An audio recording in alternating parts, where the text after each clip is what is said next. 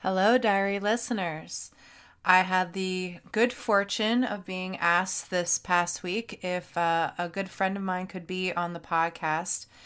And I'm really happy that he has joined us. His name is David Dahl. And this diary entry is called White Pilled.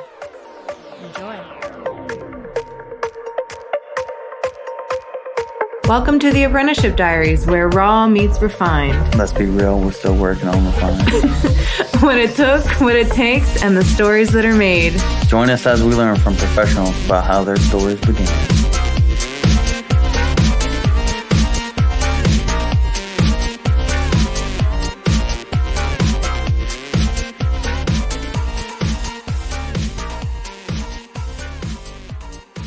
All right. Hello, diary listeners. Today I'm here with David Dahl. He's a good friend of mine. We've known each other for a very long time, different levels to our friendship. And you have coined yourself a liberty movement activist. And you told me a lot about that, but I want you to tell our listeners, like, what does that mean to you? Sure. So the Liberty Movement, well, I don't know if he had said I was in the Libertarian Party.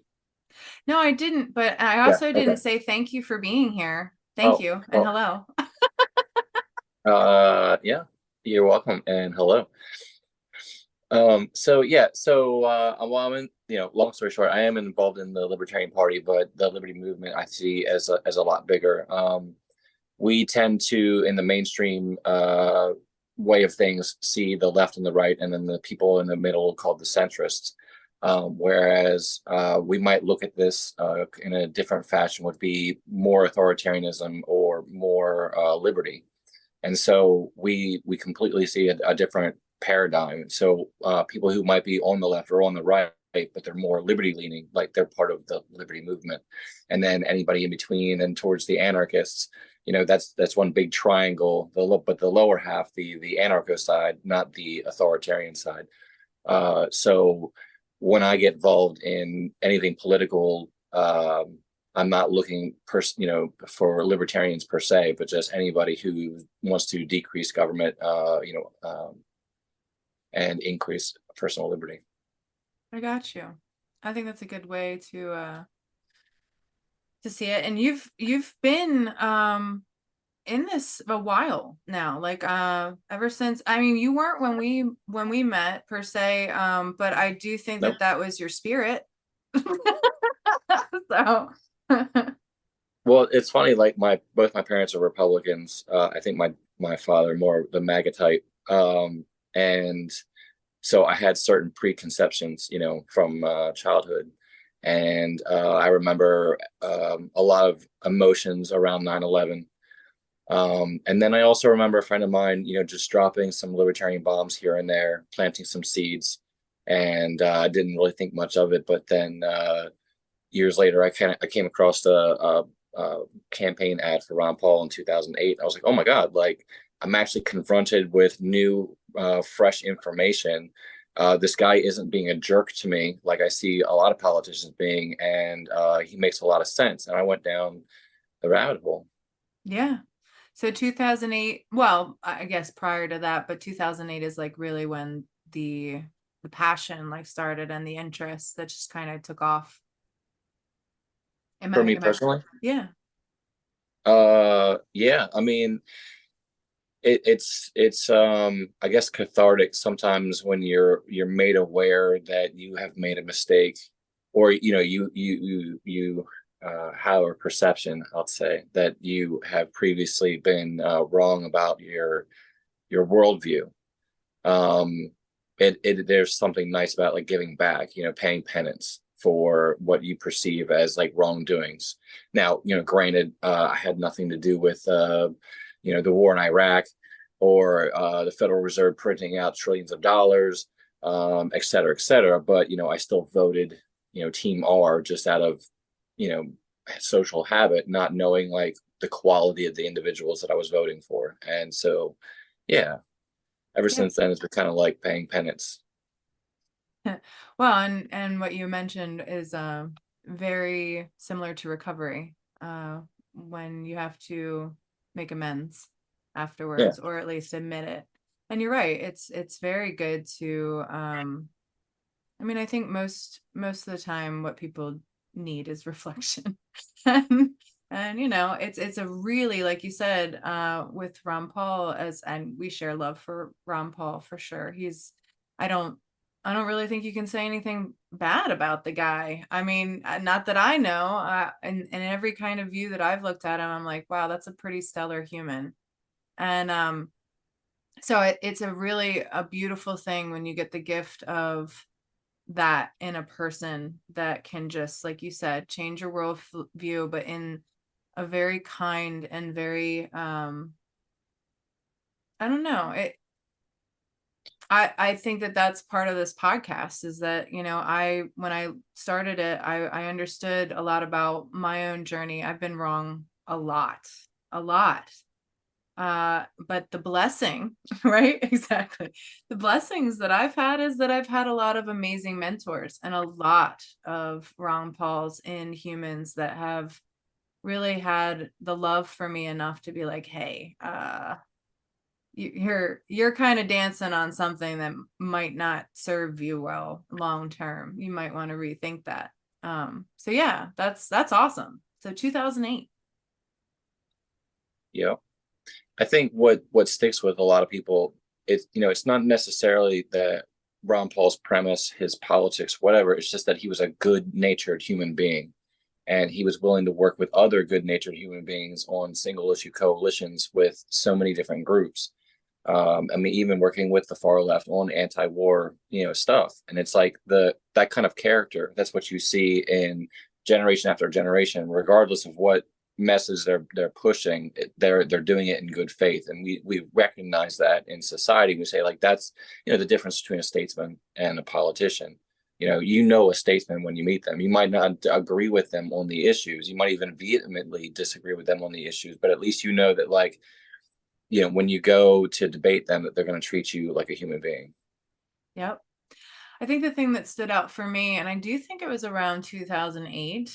It was certainly 2008 and after.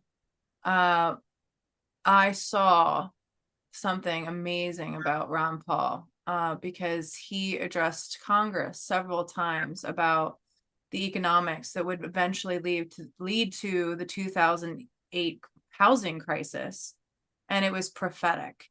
Yep. And you can watch it. He addressed them multiple times with the same urgency, telling them that this was going to happen and how they needed to change things. And that's kind of the kicker for me, because I come from a small business family. Come from Republicans. I'm registered Republican. I always have been. I think I'm very middle of the ground minded. I always try to be. I never looked at my party, affiliation as any kind of determinant about who I am and what I had to be. It was more so, like, where do I lean more, and who do I enjoy more on that spectrum. But and it's consistently being Republicans, honestly. And that doesn't limit you in the general election. So, but I when I saw and met Ron Paul, my mom showed me him, and we have a huge, like, understanding of money and things like that in our family, which money to me is not political. It's based in math. It's based in ethics. It's based in, things that you can actually predict and look at if you have a mind for it. And for me, that's not bound in politics. That's bound in intention. And when you are going before people and saying, this is really bad, we need to change this, this is gonna happen, and there's no one listening, and there's no benefit to you, really, you're just calling it out because it's going to be epic and awful for everyone. Yeah. That's the character of a human. And like we said, just in the very micro level of it, he did that for you, just in spirit, just for you personally. But on Yep. a macro level, he was doing that consistently for this country. So Oh yeah. I agree. Um, what was amazing, well, it's funny, is being in the Libertarian Party now, I'm one of the younger, well, not now, but I have been one of the younger people. But back in 2012, Ron Paul, I was one of the eldest, and I was in my late 20s, but most of it were college kids. Mm. And just to see a minivan full of college kids going out and door knocking for Ron Paul in a neighborhood near the campus or whatnot was just, and just beaming from ear to ear as they're like walking down the door, walking down the street, like just liberty brings people together. That's what he said. It's true. It really does. It really, really does. What did you like, I know that you don't want to go too deeply into your personal life, and that's fine. I don't think you have to, but and it's not necessary for this conversation. But like, what was next steps? Like, what inspired you from there? Like, what did you want to do after you found this guy? Like, for lack of a better words, kind of a guru-ish kind of person. Right. So, like, what was next steps? Well, there's a famous meme from back in the day, us old boomer types, of the Morpheus from the what's the Matrix, and he's got the red pill and blue pill in his hand. But then somebody had changed it so it's Ron Paul's face, still with the same sunglasses, right? And so, Ron Paul wasn't promising us, hey, just take this pill and everything's fine. He's like, no, you're going to go down the rabbit hole and you're going to discover this shit for yourself.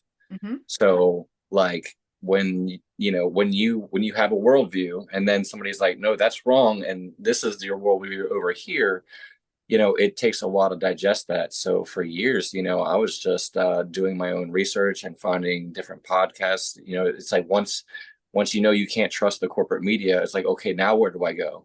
Right. Yeah. So you have to discover that. I remember well, shoot, this shirt I'm wearing has infowars.com on it. Like I blacked it out because, like, oh my goodness, that he, when I first got introduced to all of this, I'm heading down my path and I'm like, oh, Alex Jones, like, this guy's, he's making a lot of good points. And then the Sandy Hook thing, and then like he at some point you have to distance yourself from people with some of their things. It's like when you're right 99% of the time, but then you're wrong on a big one. Like, you see what happens in what was it, the cancel culture. Oh yeah. Well, but yeah, it took years to just find information in order to, like, bring myself up to speed, so to speak. And that's the journey. Yeah. Absolutely. I in your shirt, just so that people know, says tyranny response team, which I do think that that's a good shirt. Regardless of who. And it works wherever I go protesting. Yeah. Nobody ever has a dislike for my shirt at any protest, whether it's Black Lives Matter or Reopen Maryland. Like, it's just like everybody's like, yeah, man. Yeah, like, yeah, man. Like, we all get it. We all get it. Yeah, it puts a finger on it. For sure. Yeah, dude. I hear you. I've had a general philosophy is that and I've been on this path for a while now.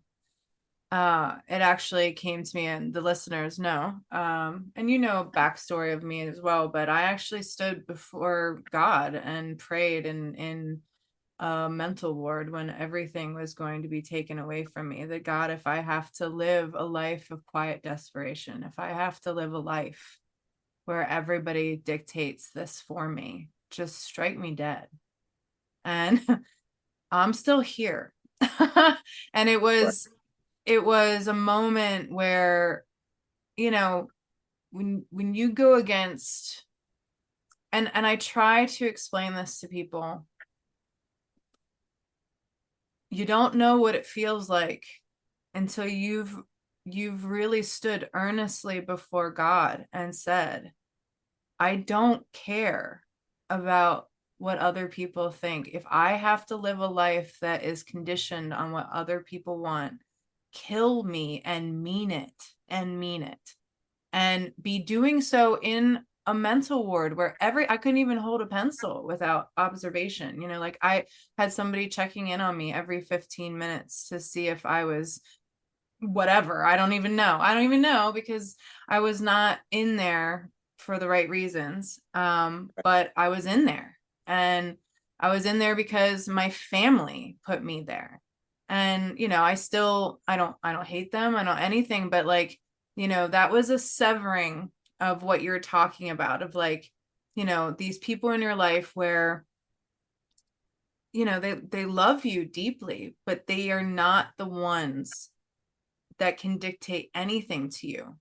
Their love for you can sometimes blind them to giving you good advice and giving you something that you need to understand for yourself. And so when you follow people blindly, and you know, whatever, you very much so like, and I think that that's a great thing that you said, is that, you know, you just had to go on this journey of where it's really about learning about what moves you, what you're about, what you're going to believe in, acquiring critical thinking skills. You know, really, that's hard to do. That's really hard to do. And, you know, for me now, I can't even like, I can't even break it down for people. They're like, why are you doing this? I'm like, I don't know, dude. I don't know.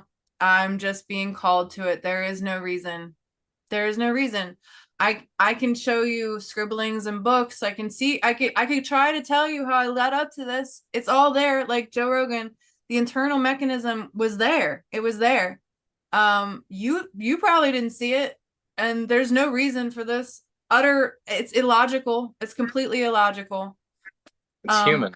But I mean, it's kind of beyond human though. Like it's a calling from something beyond. I was listening earlier, just to share with everyone and you, I was listening to Mere Christianity by C.S. Lewis, and he was talking about how people try to bring about this idea of natural law. And he's like, there's you can't think it's instinctual, because instinct might ask you to run away from something. Wouldn't self-preservation like ask you to run away from something? There's something within you that asks for you to go against every bit of reason that is there, right, to help and to do something. And you can't deduce that to natural law. Like you can't. It's something higher. It's something that's called of you, that is higher. And so I just know it's there now, and I just trust it, and I know it has a lot better understanding of what's right for me than I do for myself. Because in every time that I've had the hubris to do what I think, I have been able to look back and be like, that was that and like I said, when you are red pilled, or however you want to put it, given this matrix pill where you adamantly are asking for full accountability, and you say, I want to be accountable. Oh, baby, you are in store. But I love it because it allows me to learn. It allows right, me to become better.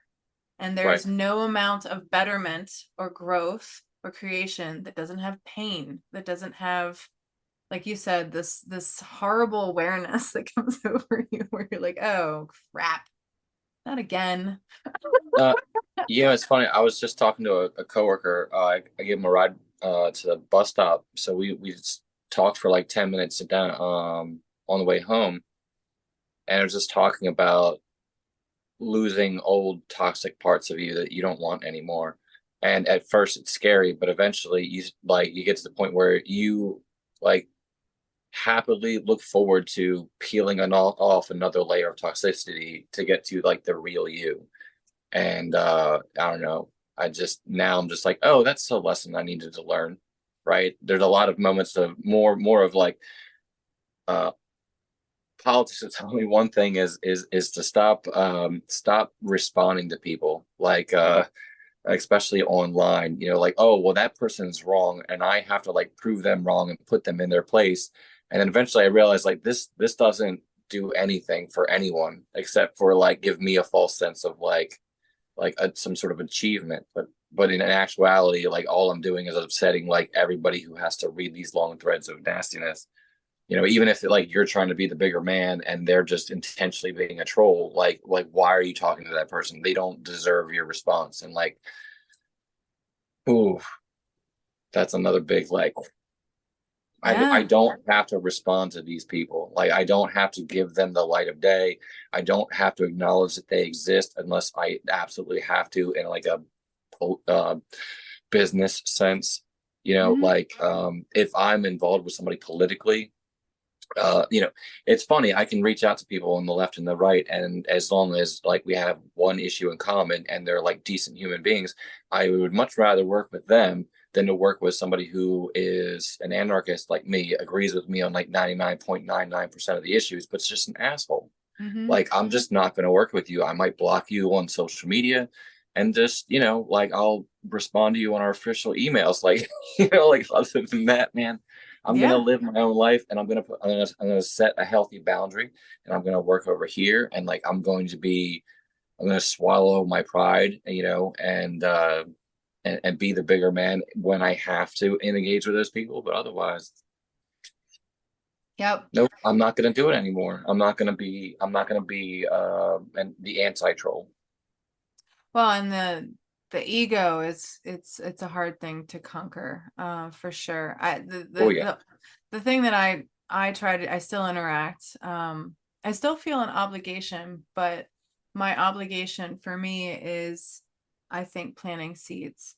So what you Yeah. said was very potent, because the whole goal, if you're dealing with any relationship, is that you want to come together, at least, like, because Right. otherwise, why are you engaging with anyone? So if you find a Right. block to that, then the thing to focus on is like, how will we move forward? Like, what could we do to move forward? And if you can't do that, then you have to think about, what is more loving in that situation. If removing yourself is more loving, then yes, break apart. But if you can think of something that you're willing to concede in order to move forward, then that's a negotiation strategy to where you're going towards a greater end. And I try to always think that now when I'm engaging with people online of any kind, whether they're foreign to me or they're very personal to me, is like, this isn't about winning. I don't want to win. I don't want to be right. This isn't Yeah. about right. This is Yeah. about moving forward. And I really want connection. And I really want us to do really cool things together and to create a future that is more beautiful for us and the people, behind or in front of us, rather. And, for me, it's about planting a seed. So if I know that I can plant something, anything, whether it be a book reference or it be like just a clip from something, just anything that I think might turn their head a little bit and give them a slightly different perspective, much like what was done to you with your friend who started talking to you about these liberty concepts, where this light bulb went off up, and you're like, I Yep. feel my heart, I feel like, my body going, yes. That's what I want to do for people. I want to give them that. And I do think that that's my obligation, because I think that that's, I don't know, that I think that that's the thing that will invoke all the things that all of us want. That's Yeah. the act of love. So Yeah. that's what I feel like I owe to people. And if it comes down to the like remove myself, that's an act of love. And now I just, a lot of people see it in a bad way, but I think of it as the one thing that I can possibly do for you. And I say, I'll pray for you, because that's all I got. I do see it as something, and I do see it as something that is very grand. Right. And it is for me, it's such a gift, because that whole like wanting to argue with somebody and Hmm. that codependency thing of like, I have to be the one the one that like inserts this knowledge. I just think to myself, no, like, there was a lot of people that put this knowledge in my head. This being that is Amy now was a culmination of so many inferences Right. that I'm just gonna plant a seed and then see what grows. And if nothing does, then I wasn't a part of this person's story, and that's fine. That was a good Bill Burr skit. He was talking about like how he doesn't want to have kids because he doesn't want to bring like another mouth breather into the world and like fill up that kid's head with all of his bullshit, And like I kind of feel the same way. I'd rather adopt some poor kid, off the street who's, than just to bring in another, mouth breather taking up a lane on the highway. Well, but he does. I think he has a kid now, though, too, right? I think Yeah, he. I think too. Yeah, I think too. yeah. But he's not just a mouth breather. He's a very famous comedian, so I guess he's earned those two kids. I mean, I think with comedians, that's another force that like they have such heavy influence, and I think the seed that they give us is self-reflection in a Oh way yeah, that we can laugh about and make right. us consider things. But they're not. I think that it's very important to always keep in mind that they're very self-deprecating. And like what Joe Rogan said, who is a comedian, the shit that Mhm. goes on in their head is so obnoxiously bad that there's nobody in the audience that's going to confront that, which is why they're able to stand in front of the audience night after night and get ridiculed. And it's like, dude, you ain't gonna knock me down. Right. It's nothing compared to this. And I think that's something that people really have to, have some awareness of when it comes to comedian, is that whilst they're making you laugh, understand that the majority of their life, it's really just a struggle for them to function. Right. If you want a good pick me up, after thinking of how bleak it is to be a comedian, like I love watching on YouTube videos of the comedian owning a heckler.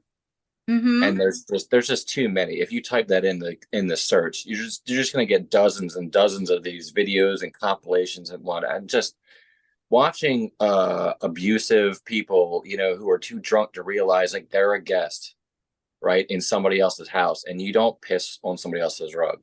Like heckling the comedian who is being paid by the establishment to keep business going. I mean, if he's that bad, the management should, pull him off the stage. They used to do that, they bring out the little crook and grab him by the neck. But just to be that guy Did that's like they? sitting Or there. was that in cartoons? I think that's in the cartoon, but we can embellish. So, but just to be a prick and just so and make some comment, especially if they're good. That's the best ones. It's a good comic who's just like, I'm tired of this. I mean, speaking of Bill Burr, he started getting booed in Philly, and then he just yelled at the crowd for 15 minutes. But yeah. All right. Anyway, I'm sorry, off topic. No. I mean, I think it's on topic. It's actually when we were talking about that, like a very big libertarian in is Doug Stanhope. He's a big one, and that is a guy that when you watch, you're like, oh, it's rough to be a comedian because he doesn't make it look glamorous at all. At all. But he is like major libertarian, and like you can almost smell the cigarette smoke coming off of him even through your computer screen. What's his name? Doug what? Doug Stanhope, have you not seen him? I will look into that after this show. Oh man. Okay. Yeah, I think you'll enjoy him. I'm not up to date on a lot of my comedians because honestly, it got weird during COVID, and I've since then we haven't had very many like actual things to laugh about, I feel, and things have been so marred by wokeness and just the Hollywood stuff. There's been a few things. I would like to shout out The Marvelous Miss Maisel from Prime is stunning. It's such a great work. I really love that series. But yeah, I kind of fell off with listening to comedians because that, and I say this very confidently, like Doug Stanhope, I would feel confident in. Joe Rogan, yes, because I do think that there are people who already had that very liberty mind, but a lot of other comedians I think, have a lot of fear. And when their comedy specials came up during that time, they were like really yelling at people, and like in a big way, and they were picking sides in a very big way. And I was like, no, like you can have your views and you have your crowd, and that's fine, but I don't find you funny right now. And that was kind of how I felt. Um, and hey, I'm not going to be the dick that's going to heckle them. I'm just going to keep scrolling. So I'll just remove myself, and that's that. And you don't have the ability from where I'm sitting to have that kind of back and forth with them. And I don't even know if they'd appreciate it, like it's just like one of those things. So you're either a part of the show and you went to go see the show and suck it up and laugh, or leave. But that's kind of the options you have. And I get it, and that's kind of how it is for me as being a professional creative. This is like, if somebody came over to me to try to dog me out about my art, the first thing I'm going to say is like, where the fuck is your portfolio? Let's look at it. I want to see it. I want to see your portfolio. At least, like, if it's awesome, if your portfolio is awesome, I'll take the critique. I'll take the hit. But if you don't got nothing, bro, I'm not listening to anything you have to say. Like, have at it. But I don't know why you're spinning your wheels over here. Oh man, that happens in my industry way too often. Yeah. Way too. Oh, it's all industries, which is why I like this kind of formula where I kind of went off of tattooing and kind of started going into, because it was a lot like, I love meeting my clients. So many of my clients are such interesting people. They have such really cool lives, even if they're not in a profession. Like, I know a mother that I just worked on the other day, and she's a chemist, and she's incredible, and now she's a mom, and she does these awesome baked goods now, and it's like incredible. And like, she brings me these like baked goods that look like they came out of a legit bakery, and I'm like, the hell, dude. And like, that's just one note of how awesome she is in so many different ways. Like, so for me, before, when we were discussing about how this podcast was going to go, I was like, well, let's let people meet you, because I want people to own their stories. I want people to know that the reason why they're here is because they have purpose, and they would not be here if there was no purpose. And own it. Right. Put yourself out there, because it matters. And it either matters or it doesn't matter. And I would rather think things matter. That's a much happier worldview as far as I'm concerned. The don't matter shit, I have no interest in anymore. That's where I'm going to get very black and white. It all matters.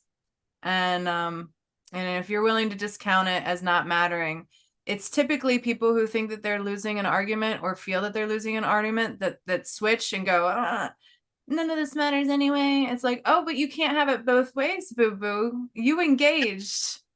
Now we're going to finish. It matters. You just don't like what I'm saying. So, Yep. Yep. So, you've done a lot of things, and you've also done it in different states. You started out in Virginia Beach, right? Yep. Yeah.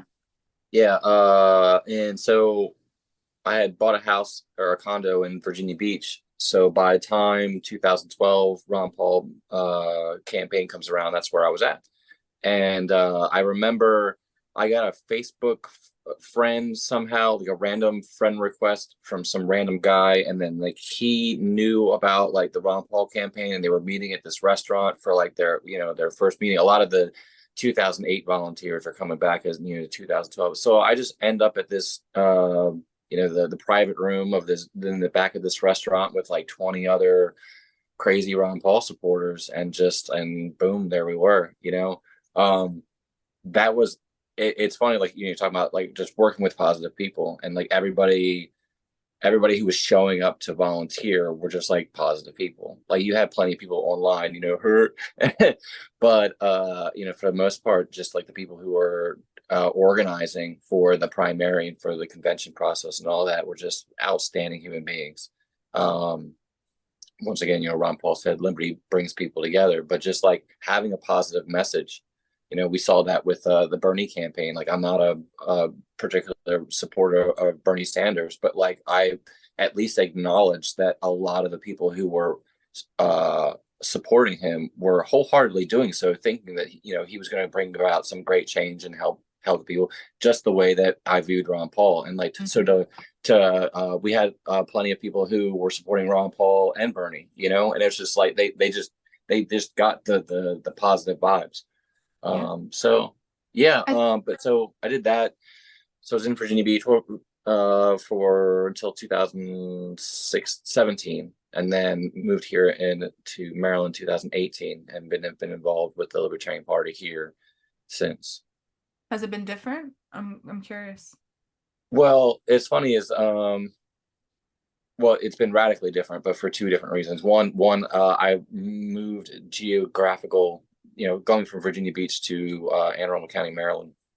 But then the second one was in 2016, I had left the Republican Party and joined the Libertarian Party. And so it's like kind of like three different environments. So yeah. Break it down. It's your perspective. Like, everybody has the right to their perspective. I think it's interesting when we get to hear, because as people listen to this, they might really click with you, and you never know what that's going to mean. And it's opinions are the world around. Like, I don't think that anybody holds, lock and key of like what the authoritative opinion is. To me, it's God, but that's my view. But for as far as like how you've perceived, Republican Party, Libertarian in Virginia Beach, Libertarian in Maryland, like how what are some of the things? I'm curious. What are some of the perspectives? Differences I've seen? Yeah. Well,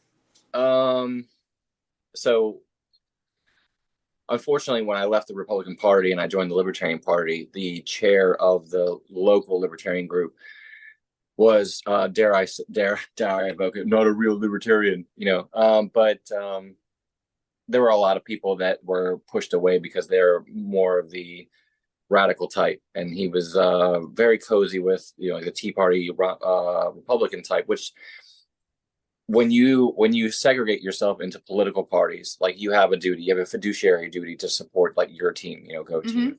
But you can also recognize when candidates per se like might be advantageous to support, but you have to understand where to draw those boundaries. And I don't think that the local libertarian guy was respecting those boundaries, especially as the chair.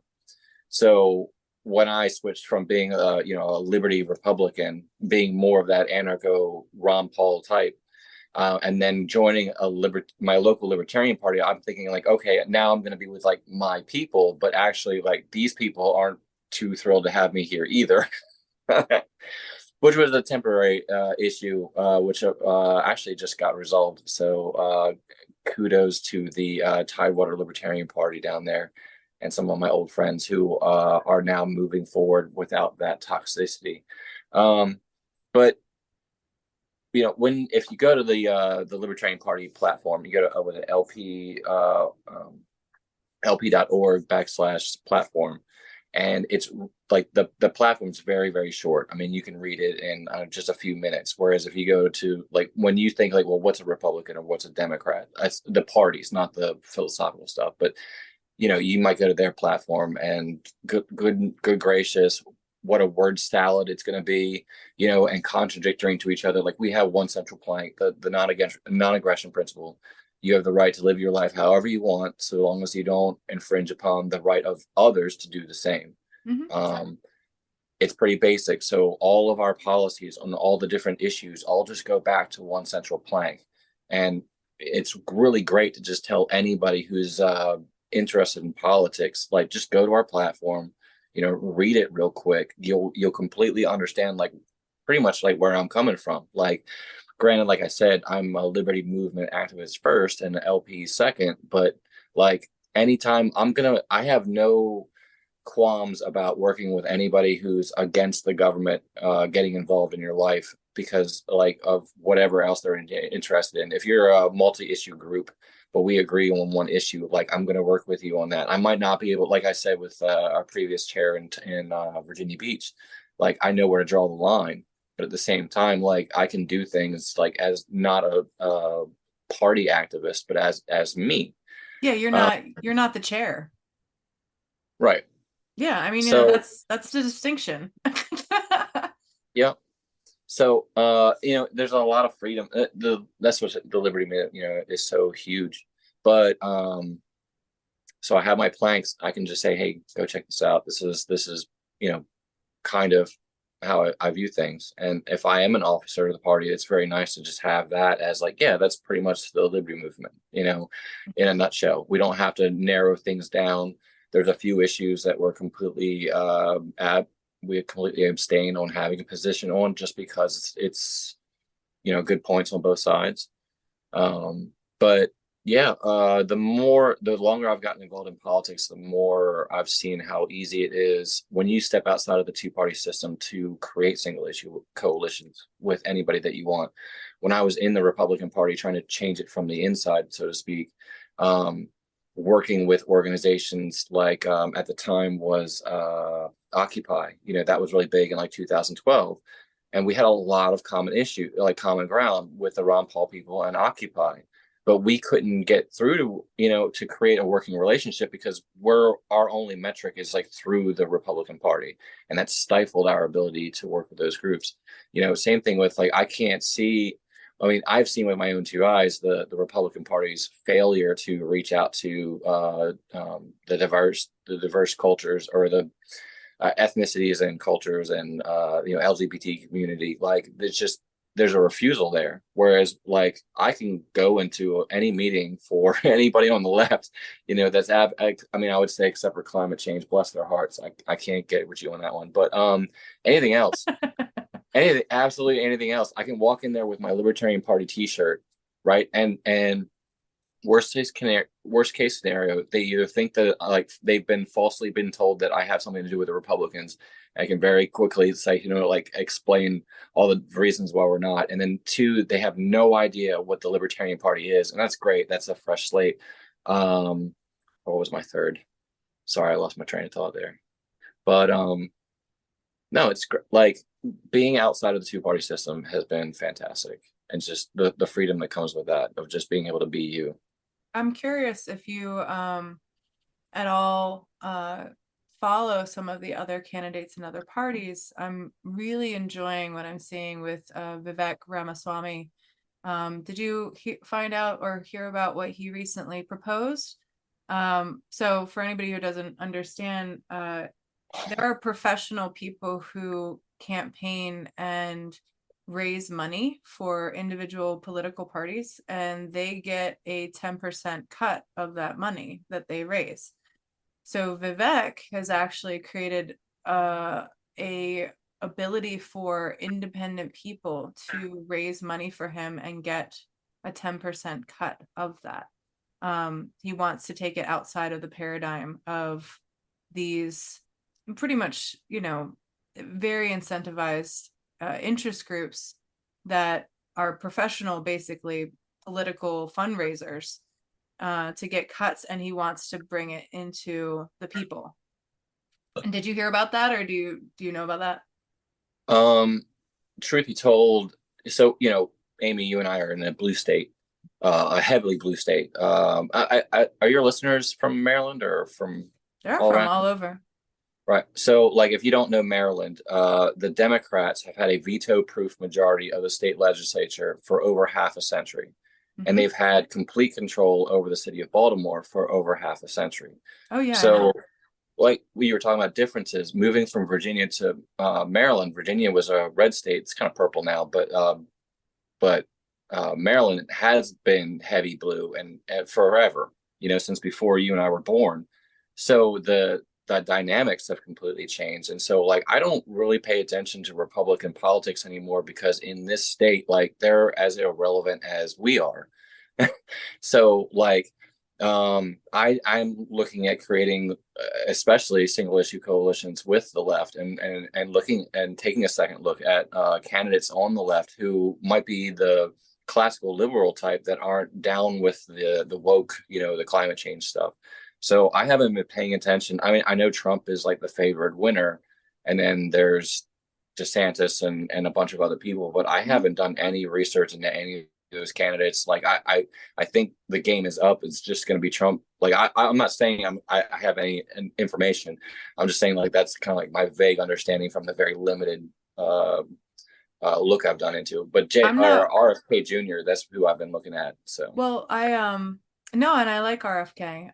To be honest with you, he's a old school Democrat, like classic. I like him a lot. And honestly, I hope he gets a chance because I think that'd be really cool. Um, no, and it's not going to benefit me any because I'd have to actually, decide to go for Vivek. I'm not willing to decide anything until I hear them engage with each other. Like I want a right. debate. I want something that is classic in terms of politics, and I want to see how these guys interact with each other. So I'm waiting for a debate. Like when it comes down to any of these candidates, I want a debate. Now I am registered Republican, so in the primaries I'm locked in to voting in that way. But that honestly, as far as where I land right now, that's more true to me. But I'm looking, and I was just curious what you felt about that, because I thought that was a really cool. I like Vivek because he's shaken things up in some very interesting ways, and I like him because he you know is a guy who you didn't see coming. He is very wealthy. He doesn't have to be doing any of this. It's very much so like Trump in a big way. Like, the smarter thing would be just to, keep making money and keep, your head down and not get involved. And also he is an ethnic minority in a way. I believe he's Indian. So he, he's American, but he has some really cool optics that I like up front, and I love the way that he is already. If I can get anybody to like, maybe this podcast is my 10% that I'm like fronting him. But I just think he's cool to look at. I like how he's debated a lot of issues on different media places too, because he's actually shown up in very, very confronting settings and stayed very calm. Not, I wouldn't say calm, but very acute on topic. And if they try to go off topic, he brings it right back and in a way that is very succinct and awesome. So I like how he's kind of grappling with people already, and it feels a lot like that Ron Paul kind of fervor of like, no, let's get back on topic. Let's stick to the issue. Let's, this is kindness, but this is also going to be in the pursuit of truth and the right thing. And I'm not going to play any of this crap that you want to play. And I'm not going to just give people lip service. That's not why I'm here. So I really like that. I think debate is definitely what we need, not the forums. We're seeing, these corporate establishments, the media, or the Democrat or Republican parties, they're corrupt, and they're the ones who are hosting the event. They're the ones who are asking the questions. They're leading in a certain direction.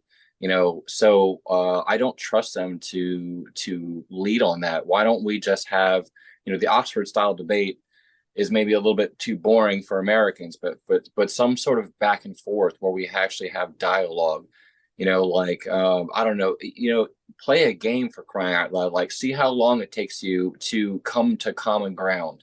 Go, like here's your 5-minute timer. If you don't complete this task, both of you will be eliminated and we'll bring somebody else in for president, like just, well, I mean, when you think about some of the requirements that you have to be the president or to be elected in office, like being able to sit at a table with somebody who like is adversely against you on an issue and still treat them with respect and try to like do something in order to like have a vote, on the floor, something like that. Like these are things that we're desperately lacking. This Well, is what we're desperately needing. Like, and this is why people like RFK and Vivek, are so appealing. Is because like they're real human beings that are tired of this like this joke that is, like when you watch the corporate media and they'll have a guest on there, they'll ask them a question, the person gets through like 15 words, half of a phrase, and they're cut off, and then the person just responds da da da da da. Like we're not getting real debate. We're not getting like, that's why we love Joe Rogan. It's 3 hours of him asking a question and then shutting the fuck up. well, do Right. we though? Because like, I mean, the numbers would say yes, but I think that it's more so that there's a lot of factors, but Joe Rogan is entertaining. Rogan is an entertainer. He's very, very, very uh, skilled at that. And he has a position right now. When he came to podcasting, when he came to, how he engages now, there's a lot of buildup and a lot of time that he spent. Like I remember when people started listening to him, everybody was like, hey, you mean the what was the show he was on, the like the Fear Factor guy, you mean the Fear Fear Factor factor. guy, or like Right. the fight commentator, or like they always were like, what, why would you listen to him? And I think what you said was very succinct, because our politics reflect our people. When you say we need an actual debate, and how that wouldn't appeal to the American public because it would be too boring, I think that's very, very that's very showing about who people are and how far we've come to the fact that we need drama to be a part of something, and we have to look at ourselves very Well, I'm deeply if sorry, that's how we have to be in just to order to. interject. Yeah. Sorry. When I said like people wouldn't, the Oxford style debate is just kind of boring to the average person. I'm saying that any type of debate would be better than just a forum where you're asked pointed questions. So I just meant to say that like a certain style of debate, like Lincoln's Douglas debate from like before the Civil War, and it was just like hours and hours of them just like going back at each other. So there's all these different styles, and of course once Well, we've been weaned maybe, away from that, we're like maybe, we don't know what to expect. but that's the thing, is that like I think that there's, from what I can tell, there's a big calling for old things, not that old things, because I'm not that old, and people are Right. now framing the things that I fucking grew up as old, and I'm like, oh, wait a minute, no, stop. But old things are becoming novel now, and I think that it would be wrong to assume that at this particular moment in time that the general public wouldn't find an Oxford style debate refreshing Right. and very, very, very informative. And I think it might actually surprise people that Right. people would be willing to tune in, because we are in such a desperate time, and people are so hungry for just clarity and transparency and seeing it, and their interest has been turned up for it because so much is off kilter now and nasty, and people are Right. searching so much for what is true. And I think it would do better than it. I don't think it will happen, because the right thing very rarely does happen when it needs to happen in politics and in government. But I mean, there's a saying for all the government workers that I've always worked on, or military, they're like, if it should happen, it probably won't. um like they're just like, yeah, I mean, that's the right way to do it, but that's probably not how it would go. And it's just, and I don't know if that's largely unwell intended. I think that sometimes when you're just dealing with such a broad stroke of people, um you're only going to get a solid maybe B, like low B average, as to how you're going to complete a task, any of them. And I think now you can really expect a low C, which goes back to the whole, I think I'm with you in the fact that I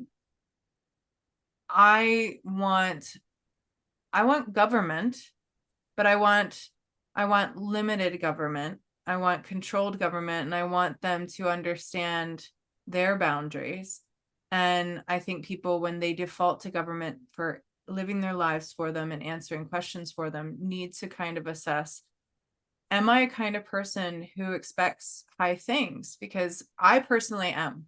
If there's an A or if there's a star that I can reach for, that's what I'm going to shoot for. A low B or a C average is not going to be good enough for me, ever. I'm not that person. I want high marks, and I expect high marks of myself, and I want to be around other people who aim for high marks too. They might not meet them, but I want the aim to be there. So if I guess if you're that kind of person who just thinks that it's fine to get with the C average for everyone, and by the way, it wouldn't be for everyone. It would be for the majority of people, whilst there would be this elite class that would get beyond an A. They would get A++ and then extra marks because they'd be sitting at the power seat. And then all the rest of us would get C. And then if we kept giving power up, it would split us further and further. And that happens throughout history over and over again. So that's something that a lot of people don't consider when they're thinking about power structures and having somebody else solve problems for you. Yeah, it sucks to have to solve a problem. It sucks to have a problem, but I would much rather want to solve it myself or within the company of the people that I have screened and that I have loved and met and talked to and could have a dialogue with, than these elite people that I don't have any kind of room to affect or be heard from. Like it's not feasible, especially as power is concentrated. So like we saw, there's a limit on how many congressmen there are, right? So they ran a physical room in the room. So they were just like, well, we'll only have a certain amount of people represented. So eventually, like, there's still only the same number of people are in the room, but they now represent districts that are like way, by orders of magnitude bigger than they were during colonial times. Mm-hmm. So how difficult is it to get somebody elected to Congress versus 200 years ago? It's not by accident. It's not by negligence, or I would say it is by negligence, not by accident, that like it's so difficult to get people elected to office. And we, Anne Arundel County, it's funny because delegates are very local. But a lot of times county council and city council, the districts are actually bigger than the state delegate. And like just getting elected to county council when you've got hundreds of thousands of people, this is what keeps the third parties down. Is that's just how do you ever consolidate resources and win an election? When the districts are so huge. And then not only that, but like, who does it? Who steps up? Because it's the same thing as when somebody comes over and says this should be done, this should be done. But I know in my experience of hearing people like that, I've been that person when the flip is, when it's switched and says, well, what are you doing? Right. Like having somebody who just even puts themselves up for that kind of position is really hard. Who is going to step up? Just not just getting elected, but the kind of people who would run for that kind of office, I feel like is being very watered down. And unfortunately, I think a majority of it is ego driven and, or just, fed like, like we're going to put you in play here because you already have station with people that could serve certain interests. Right. That's why I compromise my liberty movement values in order to work for the Libertarian Party, because activists come along like sometimes like shooting stars and they're really, really passionate about an issue and they want to make a difference. Our primary job of the Libertarian Party is to get the Libertarian candidates elected. Right. So as they do their thing, forget the election and just think about like the issues that they're pushing.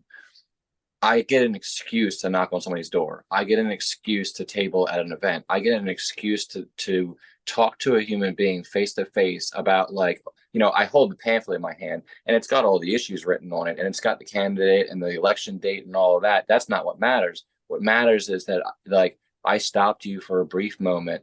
I introduced myself. I talked about a little bit about the Liberty Movement, and I just handed this brochure, and maybe this will plant a seed and we'll see you 4 years from now. Yeah, you know and absolutely. so that's why I do what I do. It's like, I those people who do want to step up, they need help, right? Hmm. Because they don't know what they're doing. A Yeah. lot of people get involved, and even if you're not running for office and you're just passionate about an issue, like, and you just want to, like, I want to do something about this bill, I want to protest. And it's like, well, somebody needs to teach you, okay, this is lobby day. Take the day off of work. We'll go down there together. We'll go to all the different congressmen and senators or whatnot and hand out the literature, say, hey, please vote for this bill or please vote against it. Like, you need to learn those things. And if the Liberty Movement doesn't have that support structure of, like, teaching the new people how to, the institutional knowledge that an activist doesn't have, like, that's our job. And that's my favorite part is, finding these people off the street who have no idea how to do politics. And it's like, oh, okay. Like, calm down. Don't, everything's gonna be okay. This is how you can solve your problems. Pardon the interruption, everyone, but I just wanted to let everybody know that this is a bit longer of a diary entry than usual.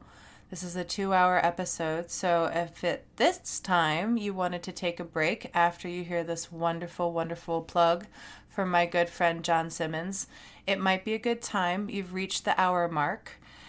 If you want to keep listening, we invite you to do so, but where I usually would break this up into a 2-part episode, I'm just going to let it keep rolling. So if you're having fun, keep listening, but just know that at this point you've reached halfway. Thanks, diary listeners. Appreciate you always.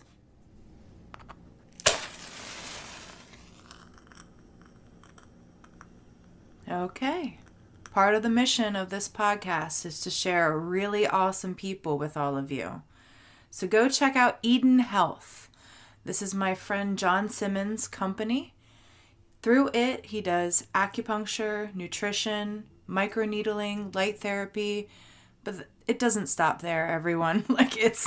He's a wealth of knowledge, and I welcome all of you to meet him, go talk to him, reach out to him. You can find him at edenhealthmd.com. Back to our podcast.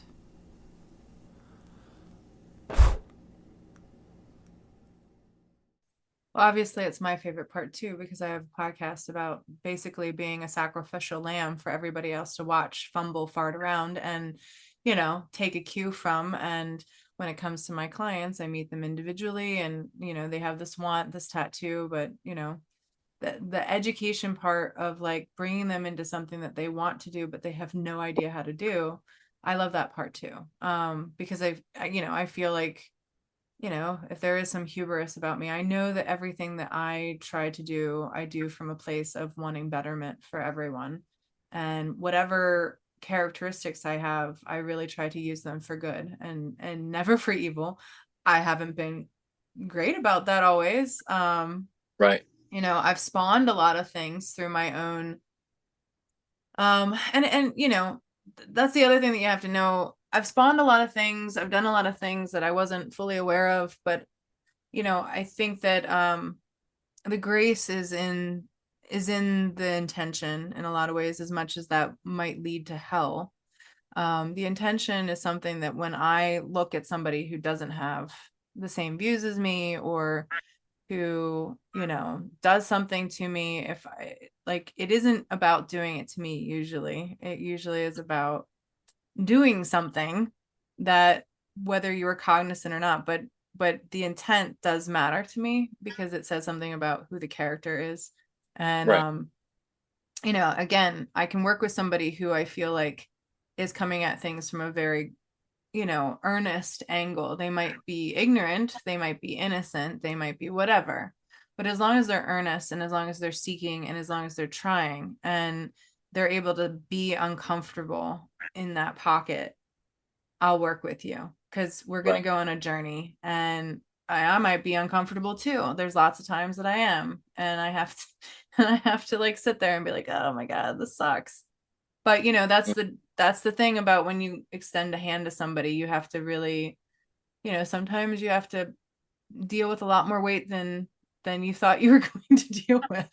And you know, a lot of the I think the environment right now is a lot of wounded animals. Like I think there's so much Yeah. trauma that people have that when you're in the business of rescuing or helping or anything, wounded animals bite. They Yep. don't know who you are or what you are. So their reaction is going to be defensiveness before anything first. So be prepared to Yep. get bit. Like if you're going to be in that business, you're going to have to take some cheap shots. I love the scene from Lord of the Rings. It's the first one, the Fellowship of the Rings, and Bilbo, not the main character, but in the beginning he kind of is. Uh, he's holding on to the Ring of Power, and Gandalf says, I think you've had that long enough. You know, you should give it to Frodo. You know, pass it down the lineage. You go on your adventure. You know, and just like leave this behind." Right. And Bilbo gets upset. It's like, "Oh, you want it for yourself." And this is the best. I wish you could get this on a GIF, you know, for Facebook and whatnot. But uh, Gandalf stands up, you know, very powerful and strong. The whole room darkens, and he says, "Bilbo Baggins, do not take me for some conjurer of cheap tricks. I Yeah. am not trying to rob you. I am trying to help you. Trust Yes. me, like you once did." And it's just like, I Yeah. I want to implant that upon so many people. Like, I'm not trying to hurt you. Yeah. I swear to God, I'm not trying to hurt you. Yeah. I'm really trying to help you. Like, just listen to me for a moment, you know? And probably it's because I went down that same path at one point in my life, and I have come to realize that that was a grievous mistake. So I don't want you to get hurt the same way I got hurt. Hmm. It's like, I'm not trying to change you. I'm trying to prevent you from having the same scars I have. Yeah.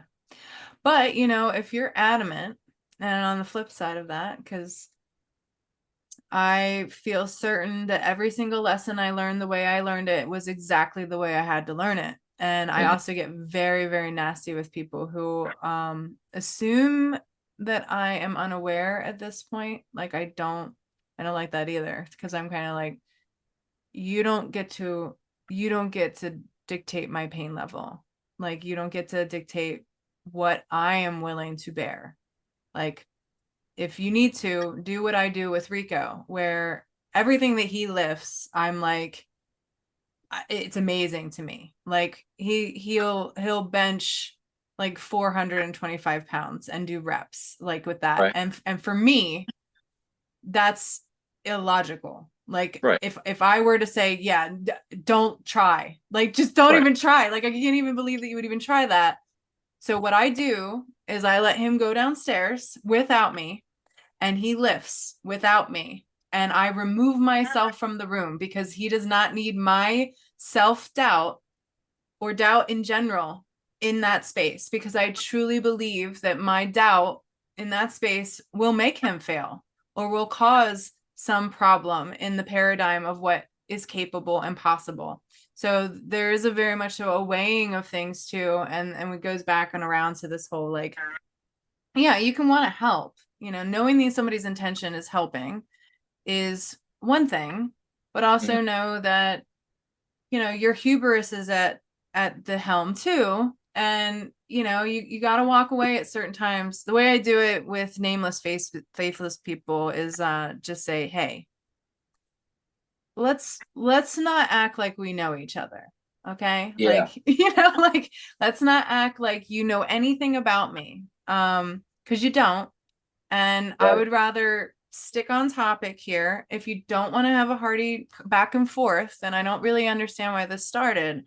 But please don't get personal because you don't know me well enough for that. Right. I think I mean I've maybe evolved past this, but at some point I would what or I'd write to people, like respond, be like, is that what your Magic 8 Ball from, you know, your 80s nostalgic collection, you know, told you about me? You know, Yeah, did you right. like, is David Dahl an asshole?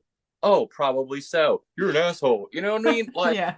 Like where did you, and so this is funny. This is in the weeds, libertarianism, but like we were talking about RFK Jr.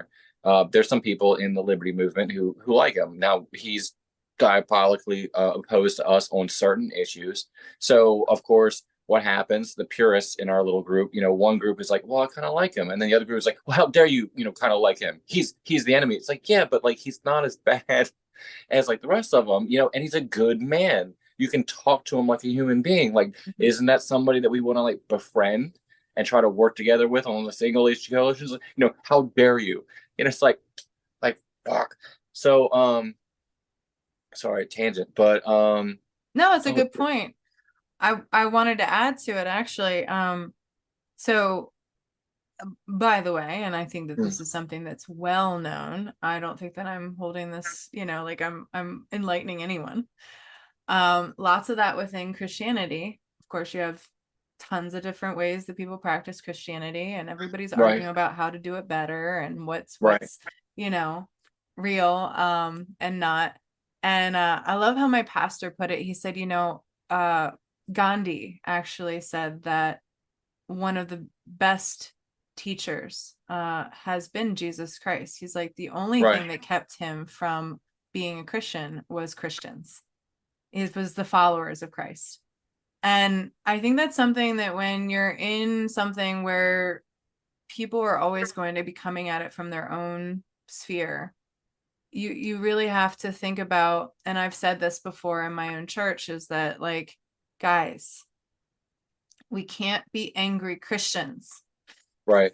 Like, Oh we my have to god. walk around kind of making people wonder about what the hell we're sucking on all the time. Like, we have to make people wonder, like, why is this person so cool? Like, I want to know what they know. And that's your in. I'm like, but you can't, if you're running around arguing all the time, do you really Right, think that that's a great campaign for Christianity? right. It would put me off entirely. And it did for a very long time. I personally, like, I have a little like lens that I view Christians through, and it's like I put people in two groups. Is the Bible says, and that's like the people that like, well, you're doing something wrong, I don't like it. They're like Karens, only they got like a phone call. They're gonna like pray for you to God, like, please God, make this person stop doing what I think they shouldn't be doing because it's written in the Bible. And it's just like, Jesus, like, like, would you calm down? Like, this isn't the Old Testament, right? We don't need fire and brimstone coming down on this person because they happen to like another man. Like, so the other camp is the what would Jesus do type. And that's just like, that's where I'm at. Like, I'm not religious, but I get that vibe. That's a cool vibe. Jesus, Gandhi, Martin Luther King, nonviolence, like solving our problems, talking to each other. Like, that's some good shit. Like, I would have no problem like hanging out with Jesus. Well, But if like you'll, these and Old Testament people, they might as well just start calling themselves Jews, because it's like, dude, if you don't believe in the New Testament, like, why are you calling yourself a Christian? Stop yes. judging other people. Well, I think that I think that those people are very passionate about the word, which as I've studied it, it is an amazing book to Mm, to get into. I really like diving into it, and I find a lot of credence and a lot of history. But you're right. And this does wrap into the liberty movement in a big way, if you'll indulge me. But um God gave free will.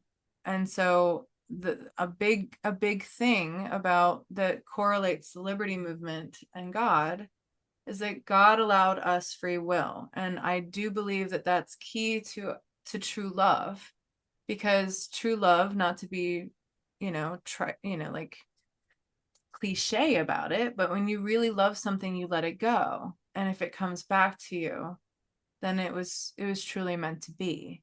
And I really do feel like, you have to choose. You have to choose God. You have to choose love. You have to choose help. You have to lean into it, and you have to yield. And I do think that people who are liberty minded understand that from a place of like, this is why America's so cool, is because that is the thing that bred innovation. That's the thing that made us such a phenomenal force in the world, is that nowhere else in the world do you have this liberty. Yeah, people resent us for it. The Bible will even tell you that if you go on a campaign to speak these truths, people are not going to like you. They're going to resent you. Everything about that is going to have them push back at you because, Right. you know. And that's what's so amazing. Like you look at or you look at world history in light of the great American experiment. And so, we get our start very late in the 1700s, but 1800s and early 1900s, there are so many countries around the planet that revolted against their parent group, or a lot of times, of course, the Western European hegemonies, like in Africa. And then, so when they cast off their oligarchies that were ruling over them and they started ruling themselves, most of them chose flags that look a lot like ours, right? Because like we were, as the Statue of Liberty is, like we were the light, and we projected that through our exactly what made us great, all of this free exchange of goods and ideas and services and relationships. And then once that starts to erode, and once that starts to be replaced with imperialism, all of a sudden, all these foreign countries are now disliking America. It's like, so, okay, we had it really, not only were we successful for a long time, I mean, granted, there were some huge hiccups. I mean, when you drastically change a complete governmental system from feudalism to a constitutional republic, that's a huge step forward. But of course, they left some people behind, with slavery and a lot of other issues. But we should not be trying to tear down what the founders built. We should be trying to finish the job, and complete where they fell short, and like not allowing every human being to be free and just the white ones. We fix that issue and then we move on. Like we don't destroy like the great achievement that they made, getting us away from that feudalistic, system of oh, well, somebody else has writ over you. No, you have the right to exist. You can do whatever you want. Just don't hurt other people. Mm-hmm. Well, I mean, I hate to hammer it, but like the under God part is very significant in that, because the Constitution under God, the people who came here understood that they were ridding themselves of a foreign king who presumed the rights of God and who wanted that kind of worship and that kind of deification. And here's the thing, is that when it's under God, you have the right to deny God, but the principles of those things are the recognition of equality in us, because that is what drove people the inspiration to do liberty movements, to reassess how people were dealing with things. And there's a really good book. It doesn't mention God. It's all about history, and it's about analysis of basically seasons of America. It's really good. It's called The Fourth Turning. Have you read this book? It's really, really good. I think you'd love it because very historical. I had to actually slow it down because I listen to books on tape now, and I would recommend a really hearty drive. Like if you have a long drive to listen to it, because let me tell you, it dips into a lot of history that I can honestly say I wasn't aware of. I think my generation of people mostly, don't go further back than World War II, as far as like our understanding, Civil War, of course, and things like that. But this goes into all these different movements within basically America, or her, birthing into the present day. And it basically talks about how there is this season. It's like a 20-year to 25-year season that encompasses a centennial, and it goes through seasons of phases of where there is like a revival, and then Mhm. there's like a demolishing, and we're now in the winter, and how irrational it is to say, well, I would rather winter not to happen, but winter's going to happen, and you're either going to prepare for winter or you're not going to prepare for winter. And Right. you know, so that's kind of where we're in right now. So the book gave me, just for anybody, a lot of hope, and just knowing that this is a season that we are going through right now, and things are going to shift in a really awesome way. I can't say that it's not going to be really awful before it gets better, but it's going to get better. So, are you a fan of Michael Malice by any chance? Yeah, yeah. So, have you picked up his book, White Pill? No, I have not. So in it, he talks about we talk about red pill, blue pill, right? Red pill, you go down the rabbit hole. Blue pill, you wake up tomorrow and you just pretend like, the corporate media isn't lying to you. But the black pill, white pill, I think is far more important. I'm looking for that white pill, and it's basically the black pill idea is that you're pessimistic, like nothing we can ever do will change anything. Everything is just going to get worse. You might as well give up now, or the best thing I can do is make fun of people on Facebook. Just like a toxic mentality. And then the white pill is like, no, we can stop this. And so what he does, he talks about how horrible it was in Soviet Russia. I don't know how far back it goes, but basically all the way up until the end, and how like eventually these bad systems have to end. Okay, like even when the Mongols like invaded China and India and Turkey, and they got into Poland. I mean, like even during all of this, still, like when a quarter of the human population was eliminated, right? One quarter. We haven't seen that even with World War II. Like when that many people are slaughtered by like these archers on horseback, things still turned around. Like our species still made it. Like so, I love how regardless of there's thunder in regardless the of what's background. Can happening, you hear yeah, it? I hear it too. Yeah. Sorry to So interrupt. I'm on the south side. You're on the north side. Um, so yeah, no matter like how bad you think it's gonna get, like there's still light at the end of the tunnel, right? And the best way to get to that light is to just bust your ass. Mhm. And that goes back to what you were saying about like finding people like, well, what are you doing to make the world a better place? Yeah. Like is the only contribution you have is to like try to pull down people who are better than you, by nipping at their heels, or like, do you want to go out there and, do you want to ruffle some feathers in the real world? Right. Um, Or yeah, it's also, it's a perspective too, because they might be perceptively better than you. You don't know them.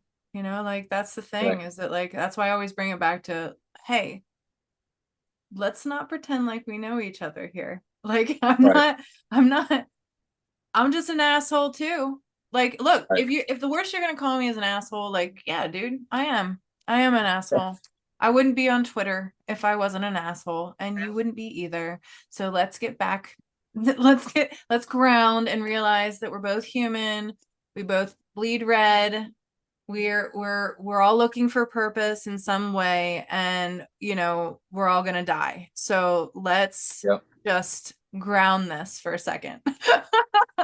So you saw, I was inspired to save that screenshot from the Spider-Man movie where Tobey Maguire's like, "Come on, man! Oh Like, don't try God. to kill him. Like, I was once in your place." And he's just doing it with that look. And of course, I know you think make it.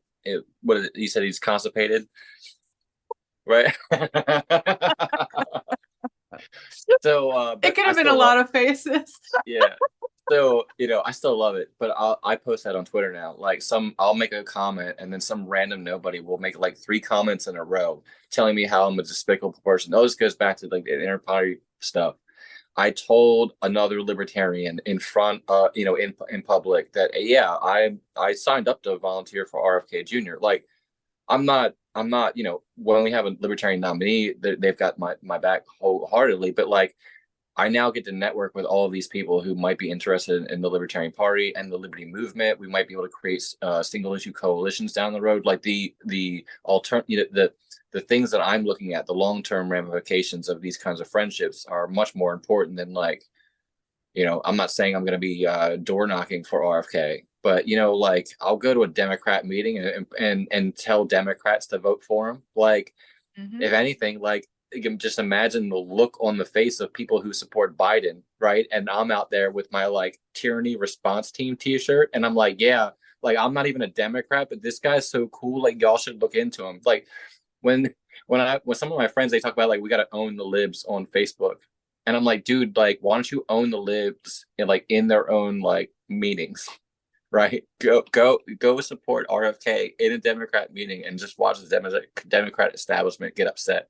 Like that's not trolling. That's like that's real life trolling, not just like, you know, internet trolling. Like do that kind of stuff. And I assure you, like when you go home tonight, like you're gonna be like, yeah. Well, and you can pat yourself on the back like that rather than you know, just kind of, I mean, it's just a different kind of slogan that you're just putting out there. Like if you don't like flags, or you don't like, you know, slogans of the opposite side, then don't have your own, you know, like don't do that. Um, you know, I don't, I think it needs to always come back down to, are we people? Are we trying to, Mhm. you know, love each other well and work together? Or are we not?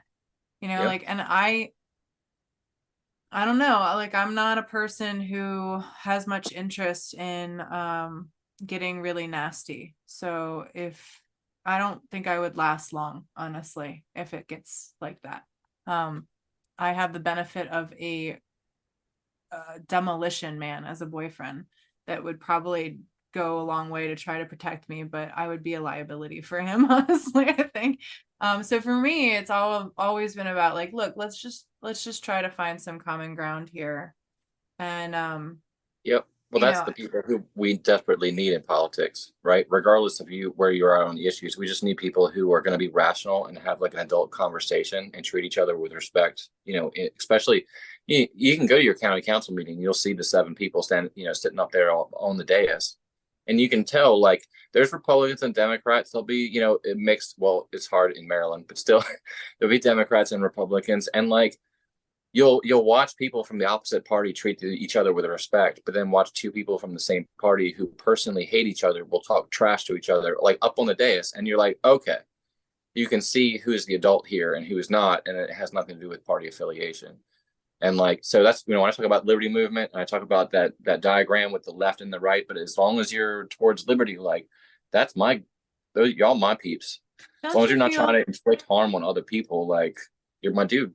don't you feel like when it gets off of, and I did want to say this earlier, I don't you feel like when it gets off of modes of communication that are just not made for us to really communicate effectively and well, aka social media, I find that I find more people are really on the same level as me. I really haven't found anyone that is willing to overly aggress to my face. Like I really haven't. Right. Maybe it's because I'm a woman. Maybe it's because I'm a tattoo artist and a lot of people want what I sell. You know, like maybe that's it. Like maybe they're just like, I don't want to piss her off because, you know, whatever, or because, you know, that would be really low of me to go after her. But I Right. have not found the hostility. I've found that, and maybe it's a reflection of me because I really tried, you know, to have my views challenged, and I give people a lot of ability. But for me, I find that that whole uh meeting people in person thing Mm-hmm. does a lot Yeah. for, you know, that. Oh yeah. I think the people that you meet online are talking to you online for a reason, Mhm. right? They don't want to meet you. They don't. They're too, dare I say, cowardly to meet you in some cases. Um, yeah, I mean, in politics, I've had two different people like get up in my face. One of them was a Virginia state senator, and that was just because I called him on his lies that he was saying about another candidate, and so he tried to like buck with me in a parking lot. And it was funny because I looked to my left where there was another individual who, like, you see, I'm not the most masculine man, you know, I on the wouldn't block. say that. So, well, I mean, you know, I'm not some sort of You're just boxer, thin. right? You're just Yeah. thin. Just That's it. That's all you are. But yeah. you're tall. So, Anyway, so this Virginia state senator may or may not have been able to, take me out. But I looked at my friend who definitely could have handled the other guy. And instead of looking to him for support, like I look over at him and he's laughing. And at that point I realized, like, okay, like the guy who's getting up in my face and attempting to like start a physical altercation in a parking lot outside of a Republican meeting, like he's the juvenile and I need to be the bigger man. And so I started laughing. And then eventually this guy realized like how stupid he looked in front of two people, like one that he respected and then me. He didn't know me, and that's why he came at me. And then once he realized like neither one of us are gonna fight. We're both think that you look ridiculous and it's time for you to leave. Like the great thing was that's a learning lesson, because the great thing was is like he lost the relationship that he had with the other guys. You there? Did I lose you? You still there? I know. We might have lost Dave. On this end. I'm gonna have to stop and restart.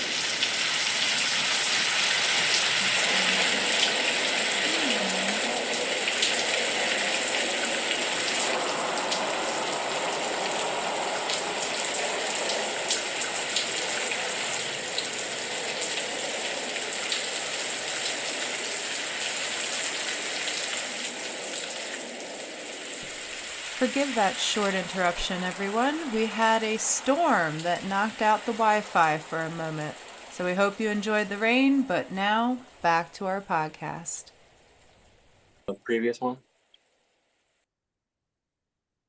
I don't remember where we were. So you pick Right back on. up. I have no idea.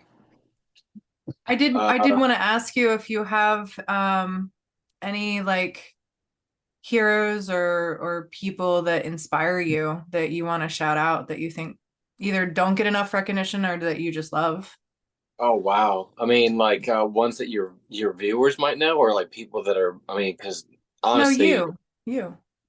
yeah. I mean, my heroes are the people who have taken me to where I'm at now. Like when I first joined or got involved in politics back in 2000, late 2011, which is the beginning of the Ron Paul 2012 campaign, and I was that angry guy that was, I gotta finish the argument with this person online, even though they don't even matter, right? And here I am. We're trying to do two things. One, get a bunch of people to vote for us, in the primary, and then two, to get a bunch of supporters of Ron Paul to go to the local convention in order to vote for the delegates who are going to go to the Republican National Convention and be delegates for Ron Paul. And all that banter online had nothing to do with my goals and everything to do with my ego. And so shout out to Leslie Jones, aka Mama Jones from Virginia Beach, who constantly told me, both in private and in public, David, the way that you are perceived by other people is a poor reflection. And even if you are right, no one cares. So there's been plenty of people like that in my life who have been guiding me towards being a better activist, whether I wanted to hear that or not, And so there's too many people, who have pushed me in that direction. And I have only recently started to reflect on that with sincerity and, a deep, deep look at myself. So, I mean, yeah, but people Well, that everybody. I was gonna say it's I I I agree with Mama Jones. First of all, so shout out, definitely double from me. It's more than reflection though, because uh there's a nuance to cultivating how other people see you.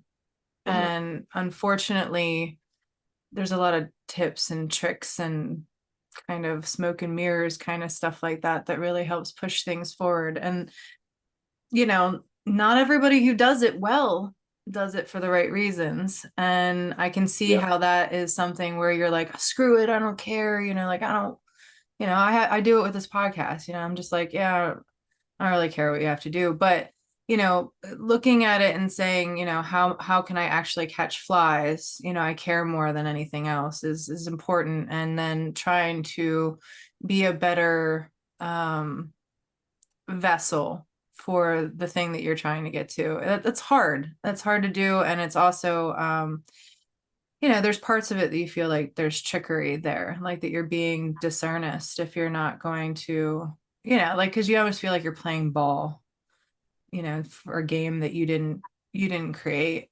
And I get that. I get that. There's like it's like an optics thing. Like you have to step outside of yourself and try to see what other people see. And we're all hypocrites and we're all forever changing. And it's hard to like be like, wow, well, that was me yesterday. Like, Well, that's a good point. When you say like we're all hypocrites, I think that was Jesus's point, was it not? Like, like judge not lest ye be judged. And that's comforting too, though. Is like once you've come to realize that you are a hypocrite, it actually makes you feel better about yourself because it's like I recognize that I'm a hypocrite and I need to work on that, and I'm gonna work on that because now I recognize it. Like you can't become a better person until you realize you're not a better person. yeah, And it's okay to like find those flaws about yourself and then start working on it. yeah, Um, and then that's when it's not work anymore. It's a joy to become a better person because like you see the fruits of your labor, like and you do it on your own. So we talked about planting seeds. It's like you just need to, Mama Jones planted some seeds, and there were plenty of others that planted seeds, and eventually I was like, oh yeah, yeah, that you're right. All right. Whoops. well, and that's the thing is that like in this social media world, people only get clips of us usually. And if the clips that they see add up to, well, he's an asshole, it's very dismissive. And that's why I was kind of like, let's talk about David a little bit more because you're a good person. And I want people to, there's a reason why you're on my show. I Right. try to keep the company of good people. So, like I wanted people to meet you. And that's what robs my heart when I look at people certain times that I know are so full of awesomeness, but they just do so many things to get in their own way. And I'm like, God, if you Yep. could just figure out a different tact, oh, you get so much more flies with honey. That's been so the other effect of like coming to this realization about how I need to change my behavior is now I turn to those who have been in politics less time than me, and they're making the same mistakes. And like I said about the Gandalf quote about like I'm not trying to rob you, I'm trying to help you. Mhm. It's like, dude, if you could just change these few things about your behavior, you could be a rock star. You could get tons more people to flock to your cause. Yep. Yeah. No, and it's really true. And the same thing for me too, because it's easier and it promotes my ego a little bit more when I start with fresher people. It's not as confronting than the ones that are further along than me. I'll be honest. But at the same turn, it's an energy exchange. Like I feel a duty, and I think that you probably feel the same thing of just being like, there were so many gifts given to me, like Mama Jones and countless others that helped uplift me and help rise me here, that if I could just keep the chain of love going, like it's Yeah, paying it forward, paying it you know forward. yeah. And Yep. what the struggle was like. That's the other thing, is that like, again, I mean, I hate to be like so hammering of this mission of this podcast is, but it's all about facilitating a view of somebody who doesn't know what the hell she's doing, and a lot of people that don't know what the hell they're doing, but they're just doing it. They're just doing it, and they're willing to be seen, and they're asking for help. And it's an amazing thing when you just lean into that BS discomfort and be like, I don't care. I have to. Like, I have to move forward. I don't even know what's going on, but I have to. Right. Mm-hmm. It's an amazing thing. I mean, there's lots of podcasts that do the same thing, I think. But you know, I feel very passionate about people. I guess, I mean, maybe it's the Christ thing. I don't know, but you know, people in low places, I found the most unlocking of my soul with people who are homeless, or people who are disabled, or people who have had really rough lives, or who are recovering from addiction, or who got out of jail, or, you know, like these people who have lived very rocky roads have been the most insightful to me. And when it comes down to podcasts, or it comes down to anything, politicians, celebrity, influence, the thing of it is, when you're listening to a lot of those places and a lot of those people, is that they're talking from such a lofty place that you can't Right. even hear them, and you can't even really tell if they can relate to you. Like, I know I relate to them because I know that where they are half the time, I don't even want to be. I'm like, yeah, that's your mountain, baby. I'm not. No, I don't want that climb. That looks like a lot for me. But then there's other ones that, like, I'm just like, I can't even listen to it because they're so far and away where I want to be, that I just got to turn it off, because like, I'm like, that's not serving me right now, because it's so far into the future. It's not that I won't get there. It's just that that's not the step I'm at right now. And Right. I wanted a place where everybody could feel like, you know, we're going to meet you in the walk. And I feel like that's really where you like to stay in, is like, oh, I'm going to help you in this walk. Like, I like to be walking. I like to be in the process of it. Like, I'm not really, you know, I like the hunt for it. You know, activism is a lot like that, you know, like Right.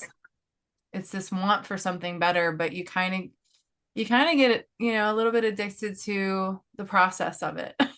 And the journey, and the love of the, you know, just taking it on. And in, you know, and when you see people that are hungry for it, then you're just like, well, let me give you a walking stick. I'll, you know, I Yeah. got an extra. The we're not here to like boast about getting to the peak. We're here to enjoy the climb. Yes. Yes. And the people at the peak are like, whoa, it's pretty lonely up here. You know, it'd be really nice if I had a few friends. Like, well, shit. This isn't all that I wanted to be either. and and I've definitely found that, because I've been at least perceptively on the peak for certain people, and I'm like, dude, this ain't all it's cracked up to be. You'd be amazed about the things you can complain about. Well, I think you realize, like, you get to the peak and you realize that it's like the first ridge, Yep. right? You have to go down, descend again, and start working your way back up in order to like wash away another layer of bullshit. And it's just like that's what's daunting. That's more Is when you get accurate. to the first peak and you're like, oh shit. Yeah. I Oh, got this a is long way one to go. mountain. One Right. mountain. Oh Yeah, my yeah, God. no, totally. That's more it. That's more it. But I think that if you get addicted to climbing, it's not a big deal. Right. Once you enjoy that burn in your thighs, you're like, all right, this is fun. This is cool. Right. Mm-hmm. Yep. Yeah, yeah. And it's also hard to like sometimes appreciate the you know, the descent too. Like, you're just kind of like, oh man, like just kind of take the rest of like not having that burn, or, you know, like exercising other parts of your muscles that you aren't used to anymore. Like, that's kind of where I feel like I'm at right now. Like, I actually just had a revelation today where I was like, wow, you know, like, I have all these people asking me to go to other places. And I remember when I started out in tattooing, I really wanted to travel, and I've never wanted to stay home more in my life right now. Like, I've never wanted to do that. And I feel like this calling to rest because I feel like I overworked so much and like went like just reacted in so many ways that were kind of blind without really, not being over careful, but really analyzing what I was doing. And now I really want to make sure that the next move is more measured and slower, and it's going to frustrate me, it's going to frustrate everyone else because I really don't know why, but I just feel like I'm like, no, I gotta slow the fuck down. I gotta know what's next. Like I know everybody wants to see me, but like I don't really want to go anywhere. I don't want to go anywhere yet. And it's weird because it's completely different. It's completely different, but it's always how it goes. Um, is there anyone beyond Mama Jones? I mean, Ron Paul, we already know. Like he's dope. Yeah. Well, have you met or have you heard of Spike Cohen from he was a vice presidential nominee last election cycle No, for I us. haven't. So he started a group called You Are the Power, which I volunteered for. It's non-partisan, and it's basically like if there's a situation where the government is coming down on somebody who is nonviolent, hasn't hurt anybody, let us know, and we'll see what we can do to like generate awareness. So like he'll fly in, to go to like a county council meeting or whatnot. But he has a more radical approach, I believe, than Ron Paul. And yet, just like him, he can speak in a manner that's not pushing people away. Right. No, I love that. Thank you for So, that. yeah, best of both worlds. Like I see in the liberty movement, we have the radicals who tend to be a little bit more edgy. And then we have the moderates who tend to be a little bit more calm and say that they don't want to push the buttons. I think that both sides have valid arguments. We don't want to be too childish, but we don't want to be too moderate. Just not really offering an alternative. Just kind of saying, well, not so much of the R's and the D's. But I think Spike hits it well, where he's bold and yet wholesome. He's a Spike. Yeah. Yeah. Well, so I forget his first name, but apparently one of his family members asked him when he was like 5 years old, like he said, "My name is Spike now," and then he's been Spike ever since he was 5, I like it. or something like that. But yeah, Good to know about. I like that. That's a good faction to know about and good person to know about. So that's great. and I'm actually so it's funny is once I left the Republican Party and I started looking for alternate media, looking out to left-leaning groups. So like Jimmy Dore, I don't know if you've heard of him. He's a comedian. Mm-hmm. Yeah. And so I got tickets to see him tomorrow Nice. here in Baltimore. But like it's great. Like I watch the news and he's totally like anti-establishment, but he's kind of far left, right? But like he doesn't degrade people, like unless you're the people holding up the puppets, the deep state, I think, as the right calls it. But yeah, I mean, it's like a left leaning dude, right? I came from the Republican Party originally. Like, I have no problem with this guy. So it is interesting. Like, we see a lot of that black pill mentality. A lot of that, well, dystopian, everything's going to fall apart, and I see far too many people, both on the left and the right, completely tired of that dichotomy, and they're tired of the toxicity, the politicians that just scream bloody murder about how evil the other party is. I think they're all tired of that, and I see a change in the wind. And so, like when we talk about RFK Jr. or Vivek. Vivek. My apologies. Love him or hate him, Trump has been very interesting in shining a light on the deep state, so to speak. So there's a lot of movement. I think a lot of people are a lot tired of the negativity, and like I don't have a crystal ball. I don't have that nostalgia toy from the 80s where I can shake up the magic 8 ball and tell you what the answer is. But like that, there is change coming, and whether or not that's a glorious or inglorious, is to see. But I look forward to people like the Tea Party and Occupy, or MAGA and Black Lives Matter, stop fighting each other and realize that they're both against like government intrusion. They're both against like the man, so to speak, punching down on you. Like if they join together, like you can only imagine what that's the real populist movement, right? That's the we the people rising up when those two groups on the far left and the far right come together and realize like you're both being had, you're both being oppressed, you're both being hurt. Like stop hating on each other, come together, and like we can make this world a much better place. I think you said a few interesting things. Change is happening at an alarming rate. And I think that's why just whoever you are, you're just tired. Because that's kind of, I feel like, designed. And I think it is inciting, if I'm to give people any grace, that black pill kind of thing. Because when we're tired, we're exhausted, and it promotes frustration and a clouded ability to meet each other and to see each other. So, I think that's why I'm embracing this rest and I'm saying no to a lot of things, because I know that I am tired. And I know that when I push myself, I mean, I'm even going to shout it out, because I think that this is something that I believe in heavily and has been such an impactful thing in my life. But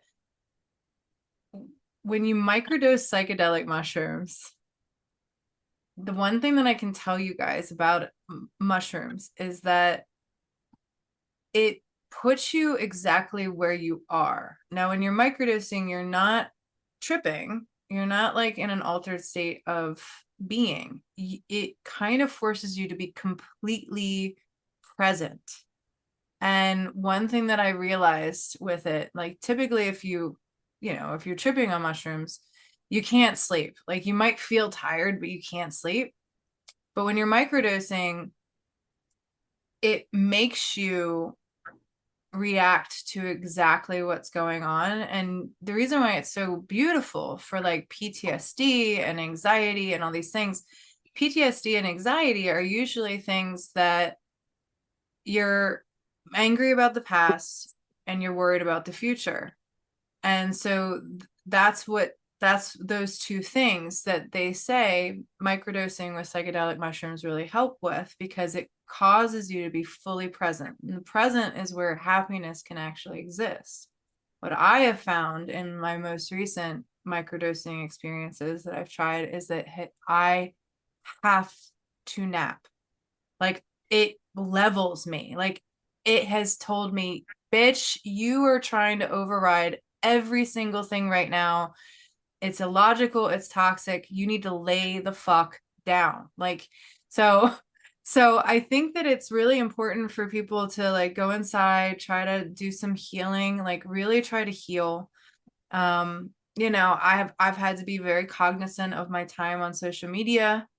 Really, if there's any kind of sociopic tendencies about me, to really like use those things to like really take a step back and like disconnect and be like, okay, like just look at this. So, but yeah, like I think that's I know what you're saying is true, because good will always prevail. And I don't know what's next either. I mean, really, I kind of believe it's going to be alien invasion that's going to get us to all to sync up. but I don't know.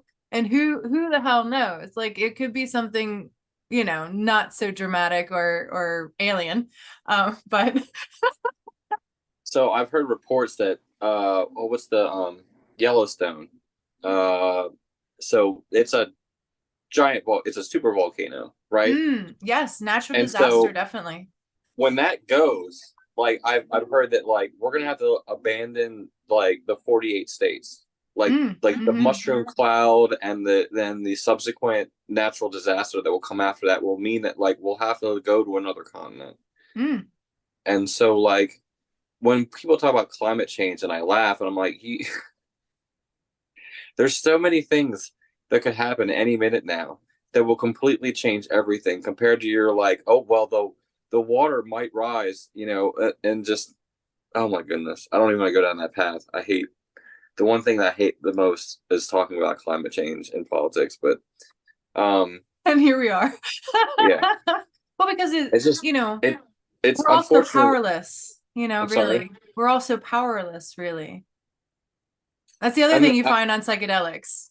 You understand really, really hard. Oh yeah. How powerless you are. Yeah. Which Well, I think is worth a try if you're ready for an adventure. I love when like people come up to you and they like, especially candidates who are running for a local office, and like, well, what do you think about such and such? It's like, I don't have any control over that, right? Or people come up to me and ask me like, well, what should we do about, the Democrats or the Republicans, they just passed a bill, at the federal level. Well, we should have a protest. I'm like, what? So that like 5 of us can stand in the middle of an empty parking lot and like, wave a sign? Like nobody cares. Like the only thing I can do, like there's some few things that I can do, and like one of them is like testifying at county council. I think that's like, the answer though. The answer is, first I asked the question back, well, do you want to know what I do? Because I can tell you what I do, and then go from there. right.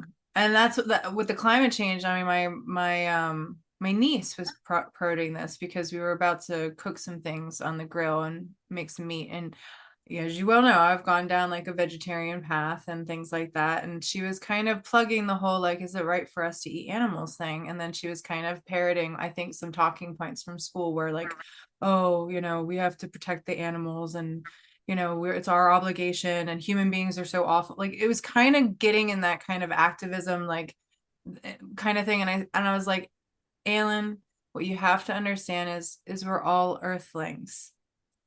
We're all here. And I was like, look, a big thing that they were talking about was polar bears. And I do think that it's human hubris to think that polar bears need us to survive. I was like, they're figuring it out. I was like, they're getting leaner. They're climbing different things. They're moving out of the areas that don't sustain them anymore. They have the will to live. And I was like, now it's very interesting because we're also very biased about what we offer help to as well. I was like, if you notice things that we would very much like to fall prey to extinction, don't go extinct.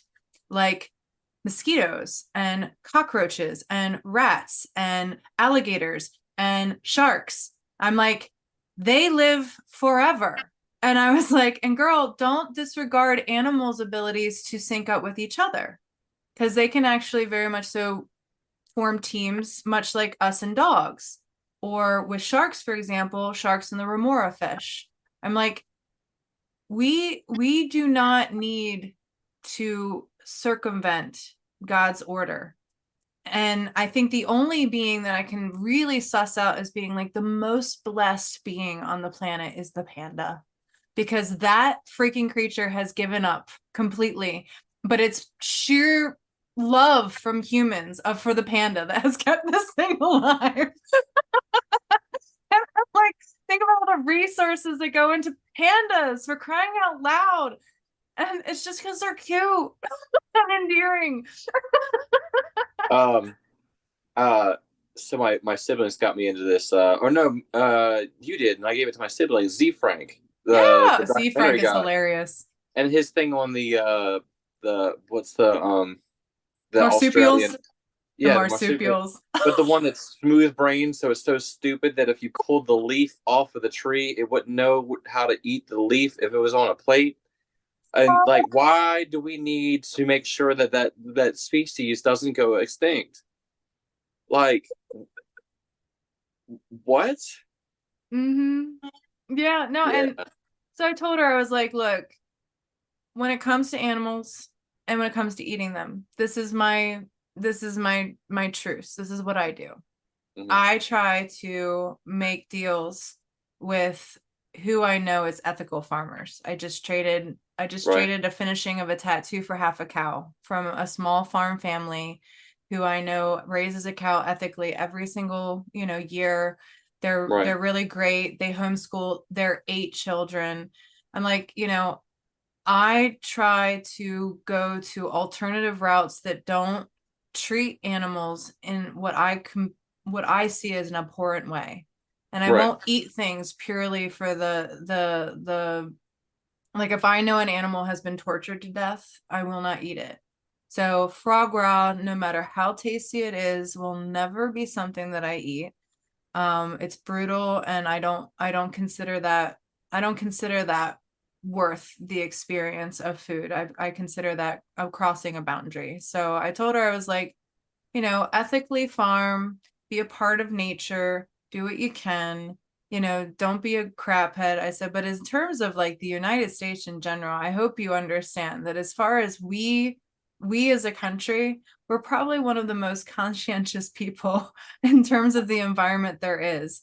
And we really don't have very much say in the world scope as to how those things get affected, because a lot of those problems exist in other countries. And we don't get to deal with the dynamic there. And truly, like it's really up to a higher power in the grand scheme of things. But life always finds a way. I mean, I think they found an enzyme that eats plastic now. And I think there's like mushrooms that hold fire in them. Like there's such crazy things in nature that we are not aware of at all. But I do believe that it's all going to be fine. It's all going to be fine. I don't know how it's all going to be fine, but it's going to be fine. And it's not that you don't have control, it's just that you only have your own bit to control. So the answer, I think, to that question, what do you think about this, is like, well, I can tell you what I do, and that's all I can do. If you can tell me what more you think I should do, I'll consider it. But in the grand scheme of things, maybe that's your mission to go do. I think everybody is supposed to. It's kind of like the whole style of things. Like you were talking about Spike and him being a little more radical. It's like, it's everybody wants to criticize how everybody else is doing stuff, but ultimately you have to very much so go, what are my gifts? What are my callings? What am I Right. being pushed towards? And I have to do that as best as I can do. Right. And put the blinders on, a lot. And when it comes to other people, if you see them struggling, and they're open to it, maybe give them a little bit of a insight. But overall, I think that is a wonderful thing to offer to people, because you never know what situation you might find yourself in. And organizations like that, I know, the Institute of Justice is very big for like professional regulation overreach and stuff like that. They'll take on cases. So resources where you feel like there's too much government infringement, or you're just not getting a fair bet and you need an advocate, that's great. Like, and sometimes that's the person you need. You need the radical person. I mean, I'm a huge fan of Matt Walsh. He's my favorite asshole. Like, I love him. He casts so much shade. I don't agree with all of his tactics and ways, but man, if that guy moves the needle. And I love it. I love watching him. I love listening to him. He's my grounding. I miss him right now because he's not doing his regular show. But yeah, like, and he'll do the same thing as Spike. He showed up in Loudoun County and was a resident for the day just so that he could speak on that school board. Right. Like, like, screw it, man. Sometimes you need a radical person, and people usually don't like radical people because Right. it shakes things up and it makes things uncomfortable, but that's what gets shit done. Well, I found, yes, people don't like the radicals, but they actually dislike the radicals who can speak eloquently and calmly and without being assholes.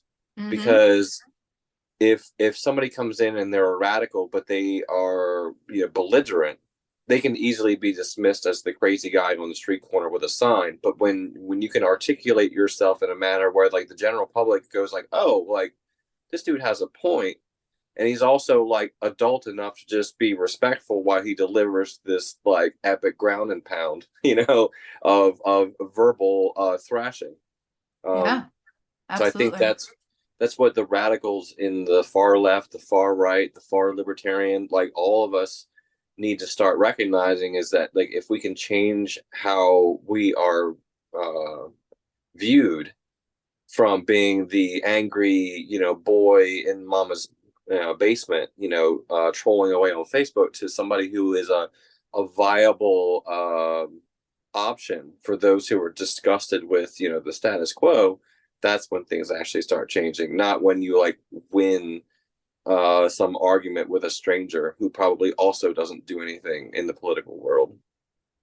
True. Very, very true. Well said. So I had this conversation with a coworker. He's a generation younger than I am. So, I try to impart upon him that old folksy wisdom, which is really just like, I wouldn't do that shit if I was you, Mhm. and most of it is like, don't follow the path I'm down. So he asked me at one point, he's like, well, when did you start to figure all this out? And I was like, about a year ago. Right.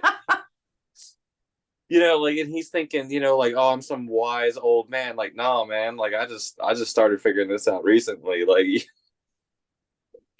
Well, you and have it's no idea. to the same tune. It's much like when, you're new to something and it's really hard to know. It's really hard to start taking money for the things that like I remember when my just to flip that a little bit, my apprentice asked, she's like, hi, people keep asking me how long I've been doing this and I don't know what to tell them. And I'm like, tell them how long you need, they think, you think they need to hear. And she just started laughing. She's like, what?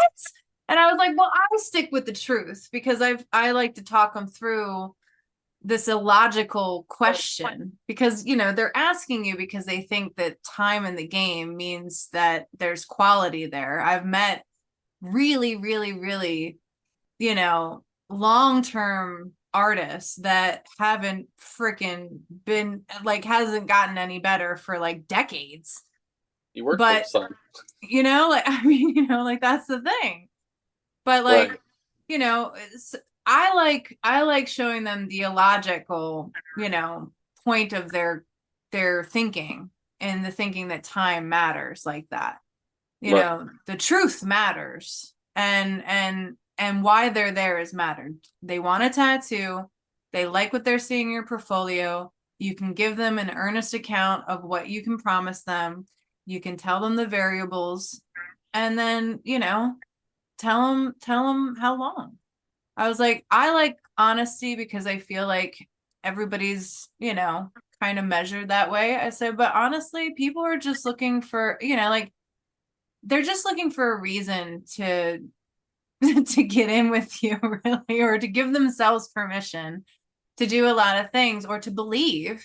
And sometimes it's like, like I've met a lot of mentors and they're all about fake it until you make it and kind of things. Like a lot of people will just believe in you before you're really doing the thing that you're ultimately going to do. Like I remember I was listening to a master's class series of hairstylists and this one guy was like, I used to lie to people all the time. I used to tell him like I drove a Bentley and I drove he's like, I had every intention of getting those things, but I did not drive them right now. I always parked in the back. Nobody knew what I drove.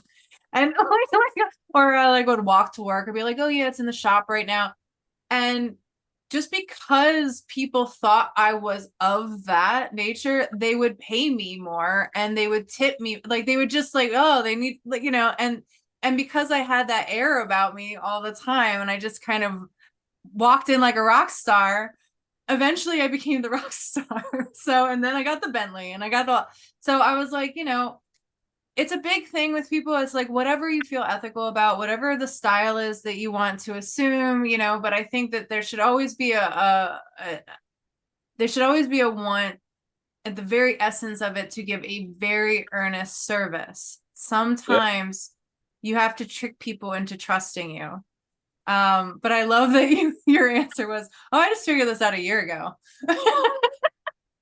Because it's true, right? Like, being honest, it's like, no, I'm just figuring this stuff out. Like, I mean, there's multiple steps. It's funny that with Facebook, it gives you prompts on like what you posted 4, 8, 12 years ago. And from 2008 to 2012, as I went down the rabbit hole, like my views changed, but Facebook will remind me, oh, this is what you said in 2009. Yeah, you weren't Mr. Libertarian then either. You were still on your journey, so it's good to have reminders sometimes that, like, no, hence, Jesus, like, judge not lest ye be judged, like you so wow, that's a weird segue, but I used to do Civil War reenacting. Mm-hmm. And there's two groups, not Southern and Northern, but mainstream reenactors and what we called campaign reenactors. And the mainstream reenactors would bring out their big A-frame tents, their wife and the kids. They had cots, they had carpets they would lay down on the tent. They had their coolers, the whole 9 yards. It was like a picnic. And then you had the campaigners who did exactly what the soldiers did on campaign, which was all of your stuff is in your pack. You and your buddies would put your stuff together to make a tent, like make a dog tent, and then your it's a more hardcore experience. So there's always a bit of banter between the two groups. You guys aren't doing it authentically, and like, you guys like to go and hide off in your little group.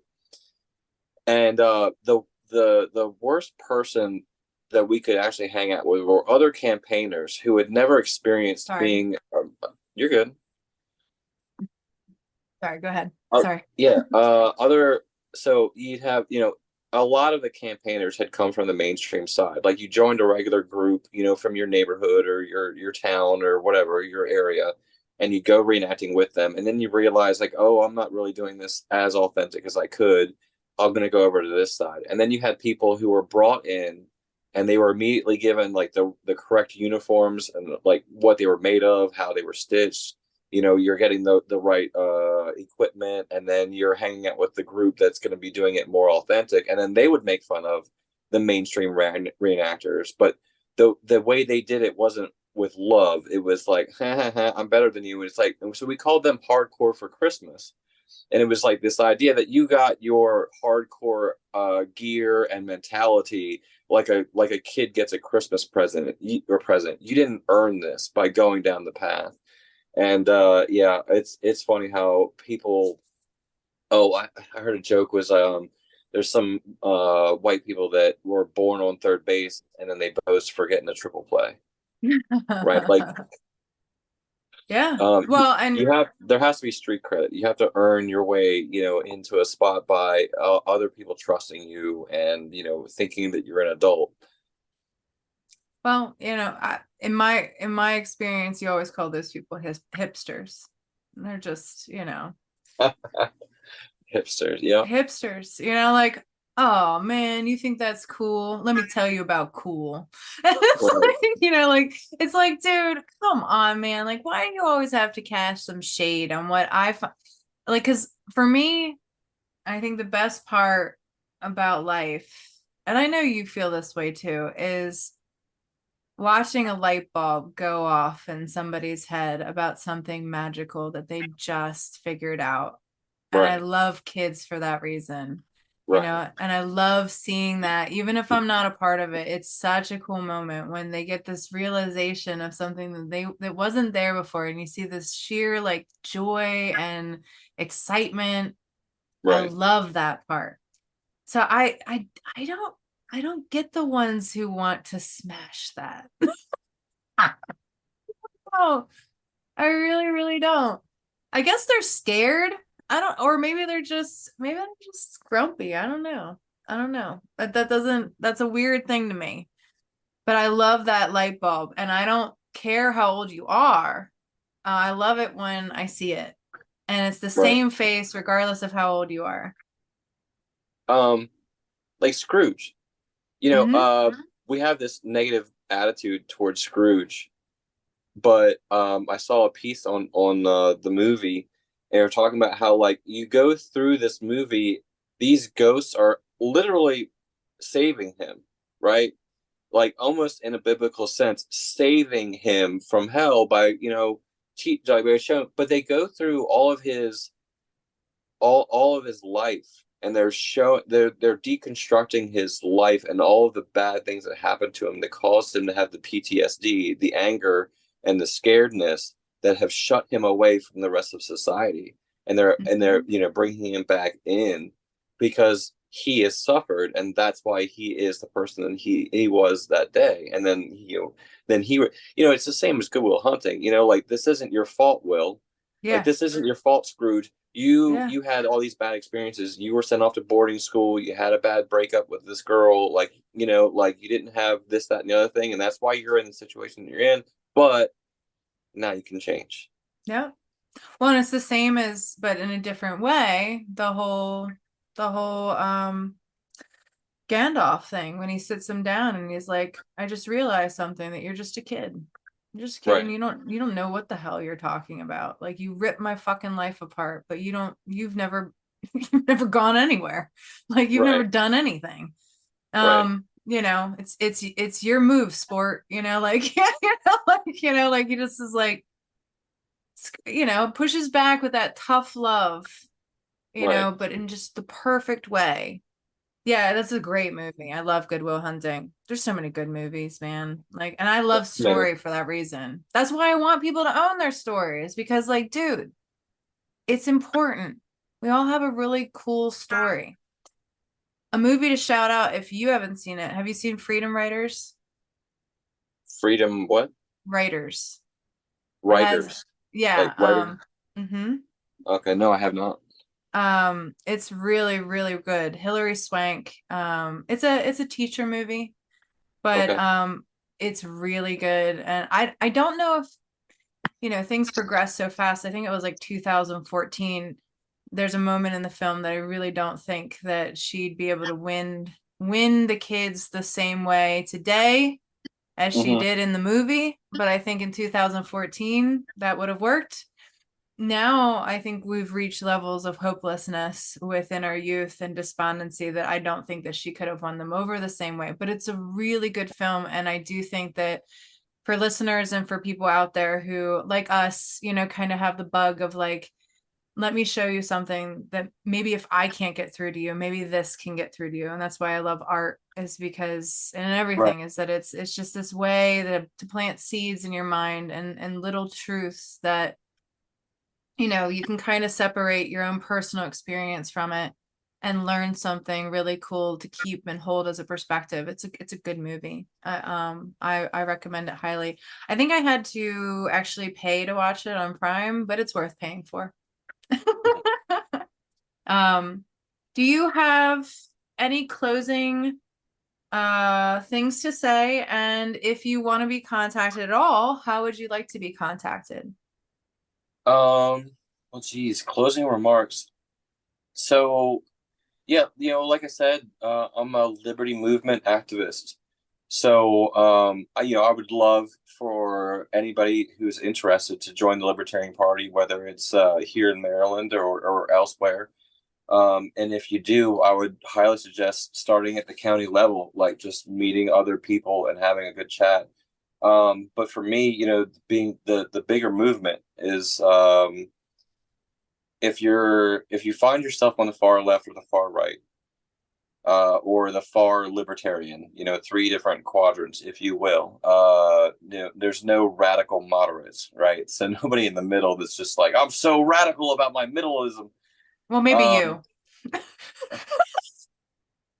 Well, so it's funny is some friends of mine in the Libertarian Party, they talk about don't compromise, right? You don't want to be that moderate. And I'm like, okay, look, my T-shirt says tyranny response team. I'm an anarchist, right? I'm like, when you do the Nolan chart, like I'm all the way in the corner, away from everybody else. Like, I compromise every day that I show up to join or to be a part of the Libertarian Party of Maryland, because like we are left-leaning libertarians, right-leaning libertarians, moderate-leaning libertarians, and the more radicals. So me being a more radical, like, I have to compromise all the time in order to just be in the middle of our group.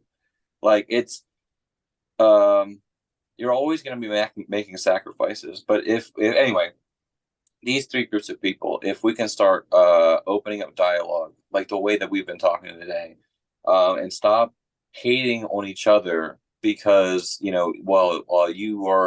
on the different team.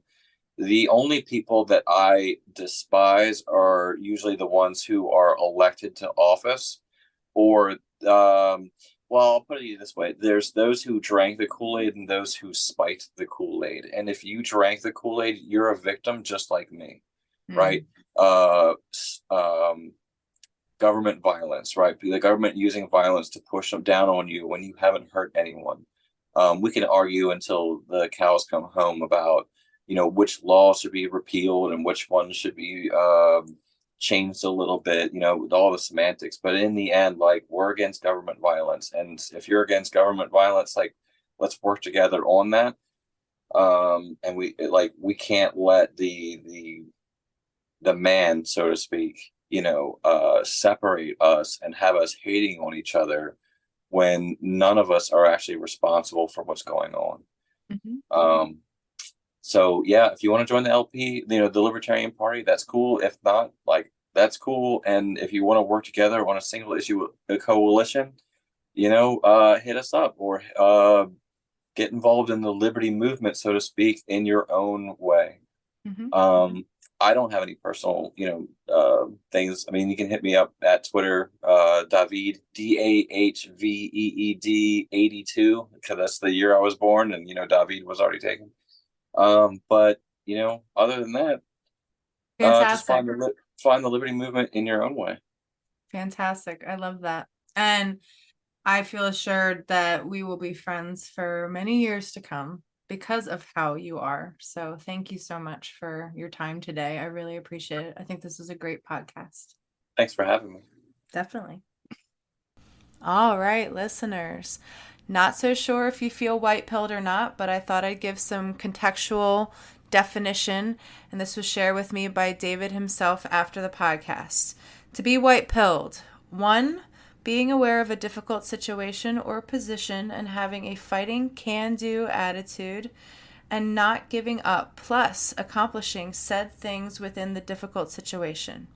2, being optimistic, not merely through gut feelings, but via having thought about a situation enough to understand how to get through it successfully. So whatever you feel at the end of this podcast, my hope is that it primed you for the week, that you're going to trudge into this week feeling more confident, knowing that both my friend and I, Dave and I, have done so before. We've been doing so for many, many years, and despite differences that we've had between each other, we've always figured out a way to be friends. So I certainly hope that y'all can do that too. Be white-pilled, be awesome, God bless you, and as always, thank you very, very much for your time.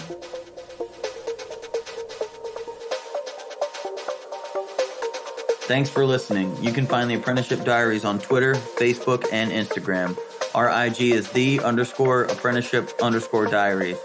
If you would like to offer constructive criticism or an interview, drop us an email at theapprenticeshipdiaries@gmail.com. We look forward to hearing from our listeners.